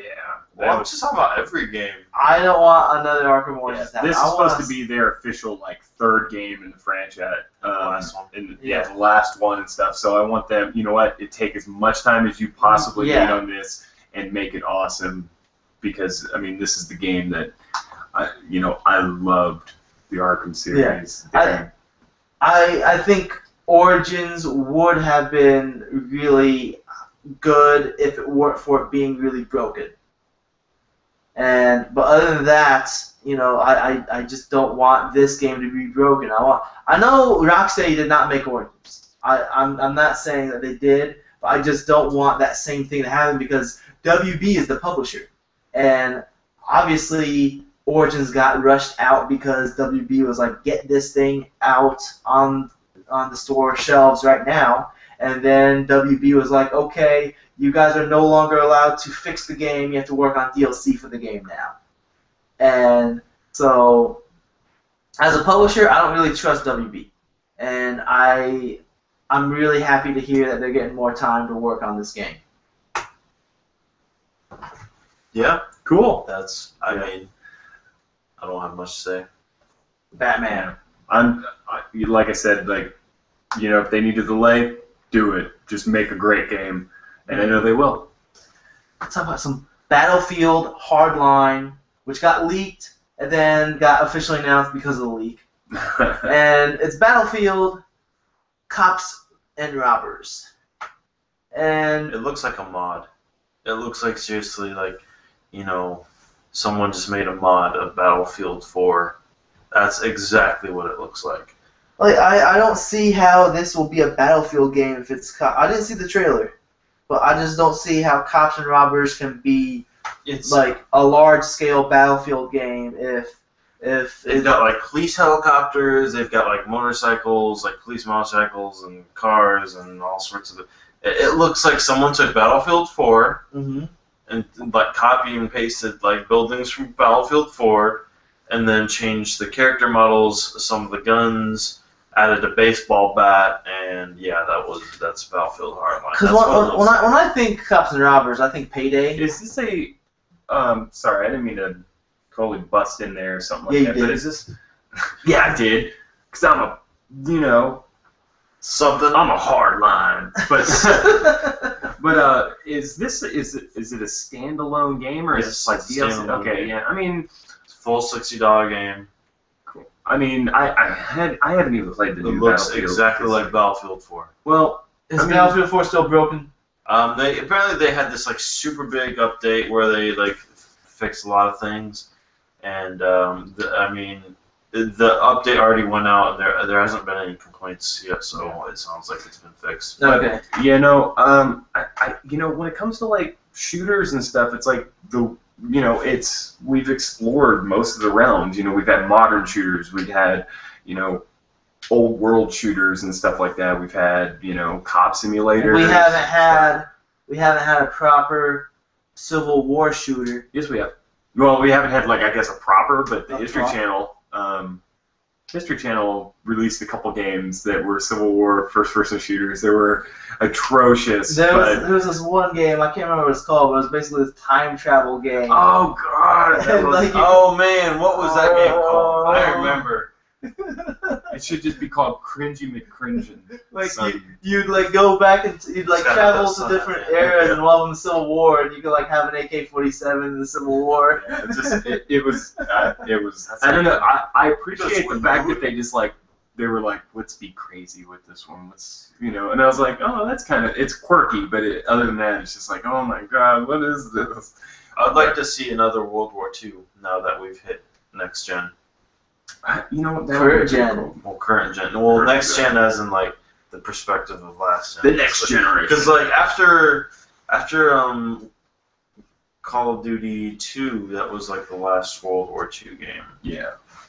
that came out. What? No. I don't want to see any more Nazis or zombies or Nazi zombies. Well, you know what they need to. I mean, because there's a whole bunch of different like conflict zones and conflicts that a really nice good Vietnam game. They never talk about like the Korean War. You know what I really want to see? What would be really I want cool to see a too war against Eskimos. Just like That's full racist. prejudice. That's That's racist. slaughter on this. What's racist? What's wrong with Eskimos? All they do is Just hang up in their. invade the North Pole and kill them all. You mean like the 3 families that are just Eskimo? You are anti-nose I rubbers. want like what's that level? No Russian on No Eskimo. yeah, just no Eskimo. That You is just go in and But like all the civilians are actually SEALs, so you just go in and just club all the SEAls, and then Just at the very end level you execute. I just want to see a new enemy. I'm that desperate for a new enemy that I'll make an enemy. Well, You're terrible. when it comes down to like real world stuff, I think what needs to stop being done is the American like power balance. Yeah, like all that. War And what it needs to show, China. what it needs to show is like a real like a real story that has like feeling and meaning and stuff that's not perpetrated. But the dog in Call of Duty. I want The dog. dude. Oh, it gets hit by a stray bullet, and then the next scene it's like, hey, look at me, I'm a dog. I want a game based off of what's his name? Christopher, that cop dude, the cop killer. Christopher Walken. No, not Christopher I'm Walken. But that cop that looks like LL Cool J. I want a game based off him. Just kill some cops, homeboy. Grand Theft Auto. There you go. But this right here is if they're going to like definitely go for something. It's like Christopher Dorner. yeah. There you go. There's already a Christopher Dorner game. But that was a racist Doom mod. Was it called Christopher Dorner's Last Stand or something like Yes. that? It was like you pick up KFC buckets for health. Do you really? Yes. That is awful. Yes. Wow. It was racist. I just knew it was a Doom mod. You're like in one little room and you have to like shoot the. I played it. It was terrible. Oh god. Yeah. But Oh, did I play it or did I just watch a YouTube? I don't know. there's a lot of conflicts around the people world. with your YouTube video watching of games. What is this? Oh, it's easier to watch it than Watching like let's plays. Oh, this is a pretty good game, or this is a bad game. No, play the game. Stop watching videos. Yeah. It's easier. I just have to click play, and then when I'm done, be like, okay, I I've beat seen the enough. game.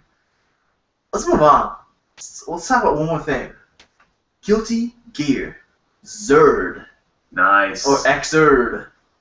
Zerd? Third. I'll show you a Zerd. Guilty Gear 3. Okay, so basically, this game, which if you have not seen this game or heard of this game and you're a Guilty Gear fan, you're going to flip. Because This is this the one game with the looks, 3D stuff? Yes, this is made with Unreal Engine, UDK. Nice. And it looks like a 2D game because of how good the cell shading is, and like they keep like it's not smooth animation. They keep it the animation that you can see the frames so that it looks like a 2D game. Yeah. And they do an excellent job at emulating 2D with this game. And basically, from what I understand from this article, they talk about the game coming out on PS3 and PS4, and it will have cross-play between those two systems. Awesome. Which is awesome. Yeah. I just, recently I've come to, like, a bigger understanding with fighter games. Like, I've always been kind of like a Mortal Kombat fan and stuff, but I've never been way into them. And a buddy of mine, his name's Adrian Ellis. He's been on the show. Oh, he has? Yes, Oh, cool. like twice. Or once. Or twice. Sweet. Well, he actually at Indie PopCon, we actually got like 10 minutes to get away from the booth, and we played some Tekken together. And I noticed on your Facebook status you said true 2D fighting games, and then you're talking about Tekken. Well, no, because what I did was like he was talking to me about Tekken and stuff, and then what I did was like he explained something to me about like just some simple mechanics of the game and like some moves and stuff, and like it clicked at me. I was like, wow, that's incredible. That's like really, really neat and stuff, you know. And I've never, because every time I'd go and try to go to an arcade and play, there was always like those one or two guys that hovered around the machine, and then like I was like, "Can I play?" And they were like, "Sure, you can play." And they're just like, "You're dead." And then they were like, "All right, your turn's over." No, I hated the guy that would like you'd start playing because it's empty, and then like dude walks up to the cabinet like, "Dude, can I play?" And like, no, I think I'm good. And like, come on, man. Like, okay.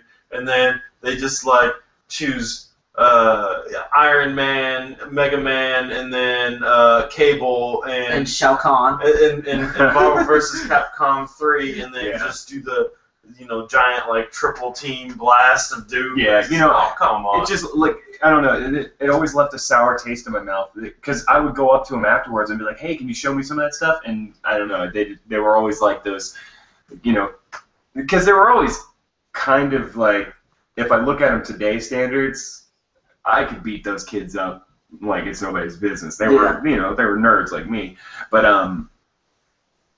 just like being so mean about it. So it always left a bad taste in my mouth. But when Adrian explained some of this stuff, I was like, you know what? I should go back to my like 2D roots and stuff. And I was like, what game personifies like that action? And I was like, well, duh, Street Fighter 2.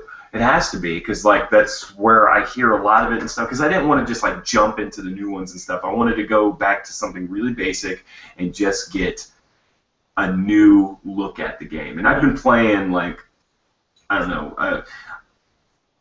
What I'm going to do is I'm going to run the campaign with every character with the new Challenger one. Mm-hmm. So I'm working on that, and I'm keeping it right at the medium difficulty, which it's hard. Yeah, dude, it's frustrating. Especially if you're playing Zangief and going against Sagat. You can't even get near him. Yeah, Sagat is. His leg is like goes across the street. No, he'll just keep on doing his tigers. Yeah. Tiger uppercut. Tiger. Yeah. Tiger. The actual blast. Yeah, he can't shoot, can he? I forgot. He keeps doing that, and then like as soon as you get close enough, Tiger uppercut. And then like they'll launch you across the screen, and then you try to get closer. Tiger, and you can't even get near him. Yeah, but it is. I think the one thing that they might have tried to balance it with is like Zangief stands like a good couple feet taller than most of like the base characters like Ryu, Guile, Ken, Chun-Li. How does that balance that though? Well, just because he's got a really powerful high kick. Like the strong high kick one, and it doesn't have a lot of distance on it, but man, does it! He flings it out there. It's fast. Well, and it's the way how you use, but it kicks right over any of those characters' heads. The way how you use Zangief to close in distance.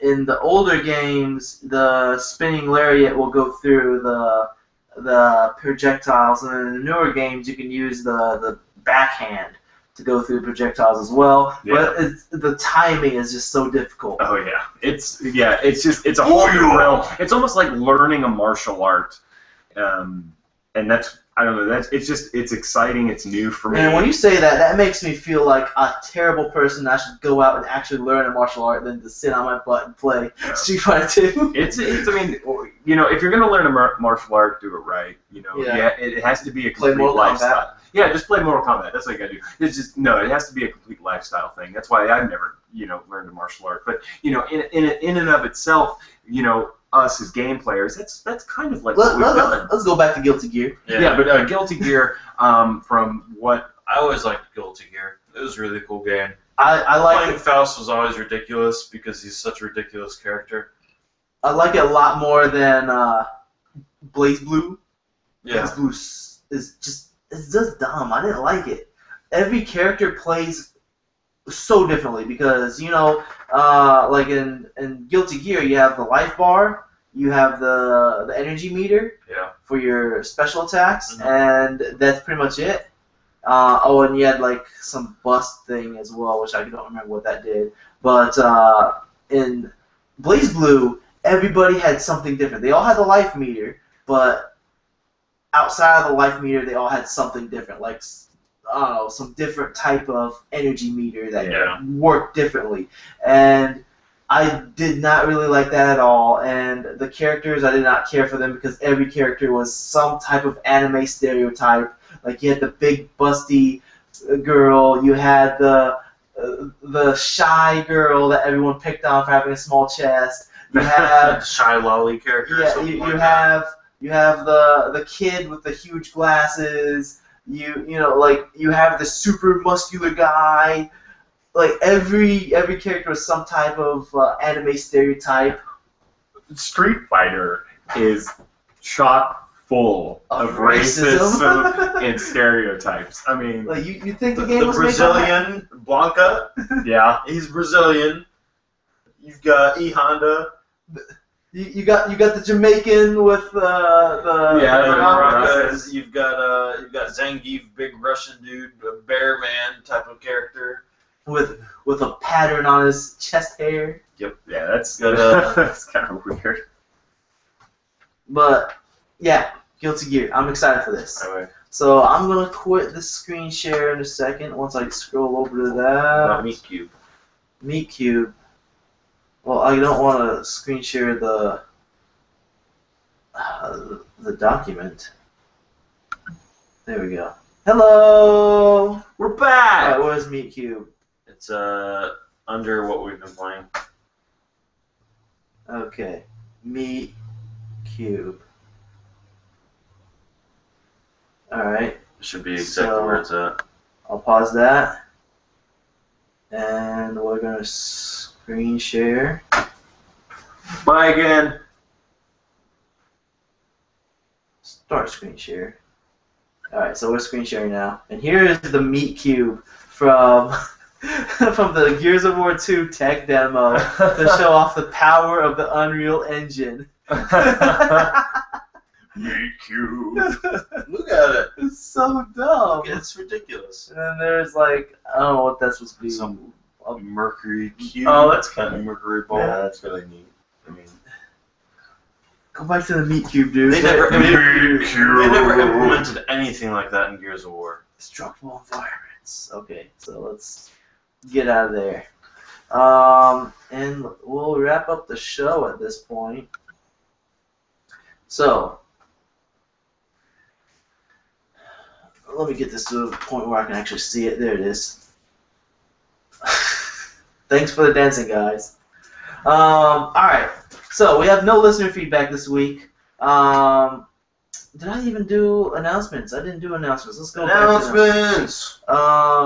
Okay, iTunes. We definitely want you to leave reviews on iTunes. If you can, that would really help us out. You. I'm pointing at you. and you back there, I saw you. You. I saw you. You. So, anyways. Me. Also, check out Beware the Bully. There should be a link that is pinned on the top of the Facebook. If you don't want to go there, which you should go there. You should. You can go to staffaelhasni.com/bewarethebully. Or you can go to, what else is that going to be posted? Oh, it's going to be posted in the show notes. So check it out, Definitely. Beware the Bully. I presented it at Indie PopCon last week. A lot of people really liked the game. I played it. I had a few kids return to the booth to play it again. Nice. One kid said that he wants to make a comic based off of it. Cool. So that's cool, and it's just really awesome to see so many people play the game and enjoy it. So Indie PopCon was just an awesome experience because having so many people play the game and didn't get any job offers, but it was still cool. And Maybe next time. Maybe next time. Maybe next time I'll have a job. So other than that, listener feedback. write in to podcast@continues.com if you want your questions, comments, or any feedback read on the show. We had a giveaway the past, I think, 3 or 4 weeks. Only one person entered, even though we were looking for 5 winners. So James is the winner because he was the only one who entered. He gets a game of his choice from the list of 5 games we had. Way to go, James. Good job. He doesn't win all 5. He just wins one of the 5. Yeah. Uh, Choice. the plan was that we had 5 winners, and then the first person who wins gets first dibs, and the second person, third person, fourth, fifth. But only one person entered, and I was just tired of extending the deadline.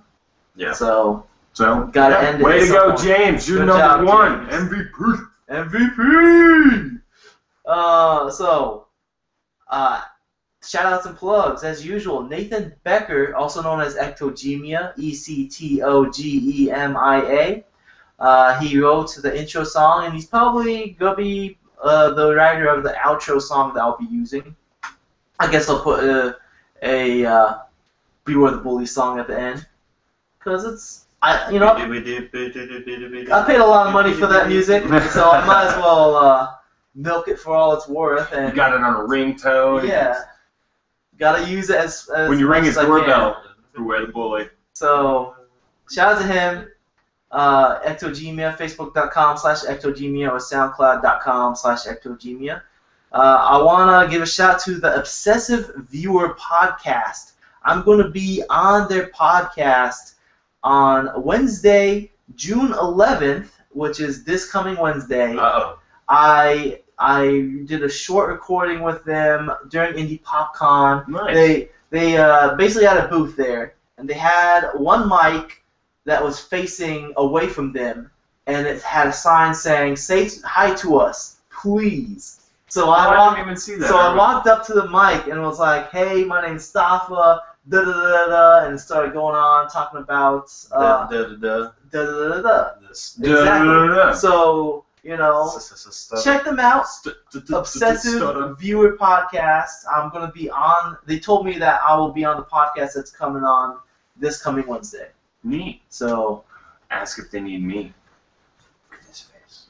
Hey, you could have been on there. I know. You just had to walk by them. I was working the Return of a Dude. I know what you mean, and man. I was all over the place. hardly had time to leave the booth. Yeah, there was I knew I got one little walkthrough when I was running back and forth from the IUPOI room and then to the booth. I got to scope out 2 or 3 booths that I wanted to see, mostly because they had cute booth girls. But Hey, I got I'm a cute sword. booth girl. I got a sword. got a dude. sword. I got a sword. Zombie hunter. When the zombie apocalypse happens, I'm ready because I got this awesome machete. Neat. I've got a gun. Mom's machete. Mom's machete. So, what else? New Eden Radio. Shout out to them. Mom's machete. Mom's There's machete. zombie on the sweater already. Mom's machete. Oh, look at that. Anyways, Dropping them dope rhymes, dog. New Eden Radio. Giving a shout out to them. Check them out today, Monday, June 8th, during the 4 p.m. hour Eastern Standard Time. Word. Or next Friday, not this coming Friday, but next Friday, June 20th, during the 3 p.m. hour. So that's going to be 2 different times, either today, 4 p.m., or next week on Friday, June 20th, 3 p.m. I don't know what time specifically, but within that hour time frame, I will have an interview that's going up with New Eden Radio. Ashley, I believe is her name. She from New Eden Radio. She interviewed me during Indie PopCon. We went to a room that's what are you doing with your eyebrows? Anyways, so she took me to one of the media rooms, the room for media interviews, and so it's quiet. It's not like in the middle of the show floor like my podcast was. So it's not all loud and crazy. It was a nice quiet room.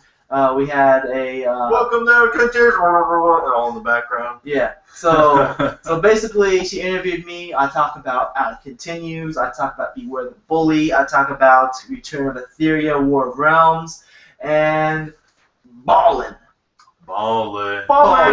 So check them out. New Eden Radio. They are an internet radio show. It's not a podcast. It is. Stop singing. It is an actual you basically tune in the radio and like they play songs and stuff like that also. So you have to wait for the I like interview to music. come up. If you miss, I wish I knew a way to like record it. Do you know how to like record audio that's like happening on the computer? It's not easy. Yeah. Don't explain it here. Like explain it after we're done. But Kind of weird. yeah, if there was a way for me to record it, I would. But like I don't know how. Yeah. But anyways, so I think that's all the things I have to plug. Do you guys have anything to plug? I do kind of. I kind of have an idea. Plug it. Something I'm gonna do. Plug. Me and Adrian are. Adrian Ellis. We're thinking about getting together and starting up just a small. Oh, there we go. So me and Adrian, I'm all like leaning over here. Yeah. I'm on green mic now. Look at that. Oh, look, I'm on blue mic. Sit down. Sit down. But Sit down the ground. but What were you guys doing? so we're thinking about just getting a group of people together to make a game. And I want to make a game. what I'm also thinking about too is getting people. I want to do some sort of like YouTube video series where it's kind of a mix of tabletop, like Will Wheaton's tabletop, but it discusses the game mechanics a lot more. And I want to get people who don't play board games very much. Mainly like big time video game players or just random whatever people and stuff.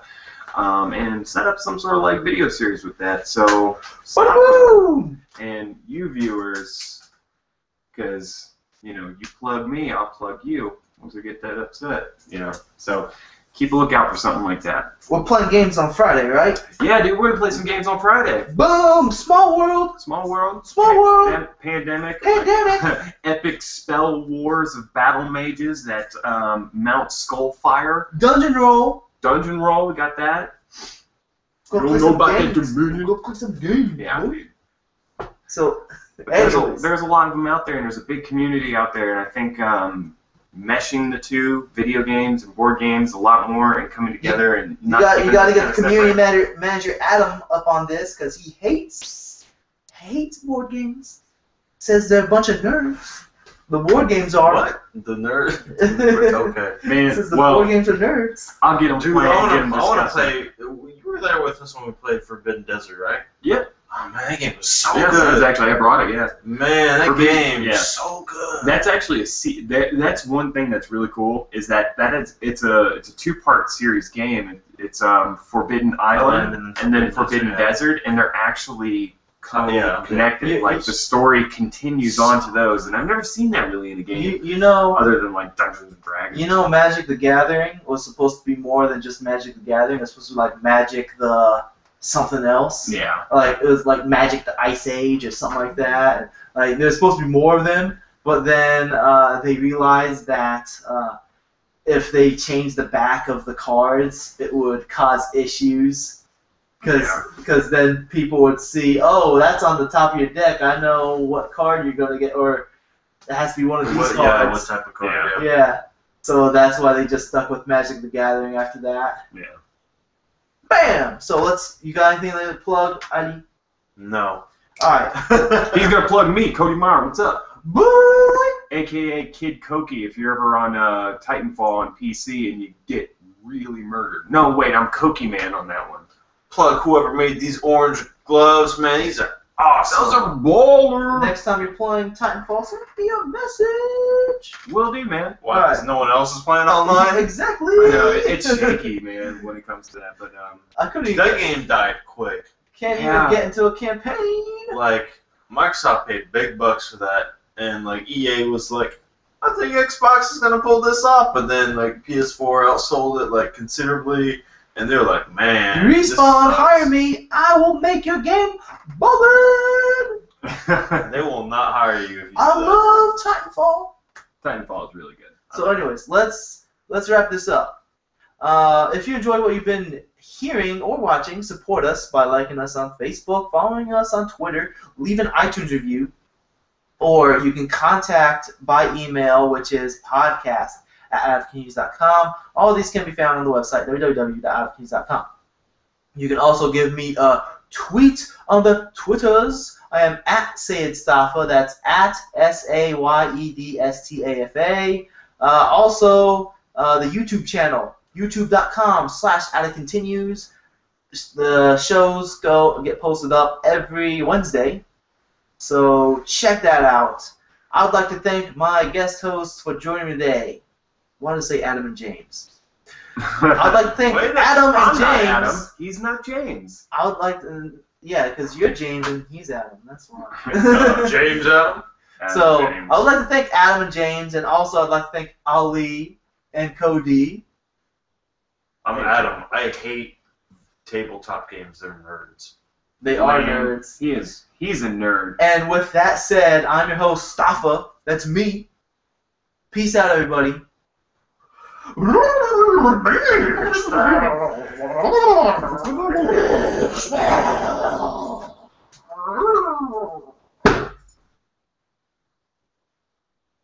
Was that the best beast out or the worst beast out?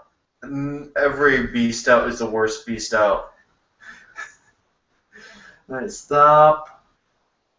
And stop.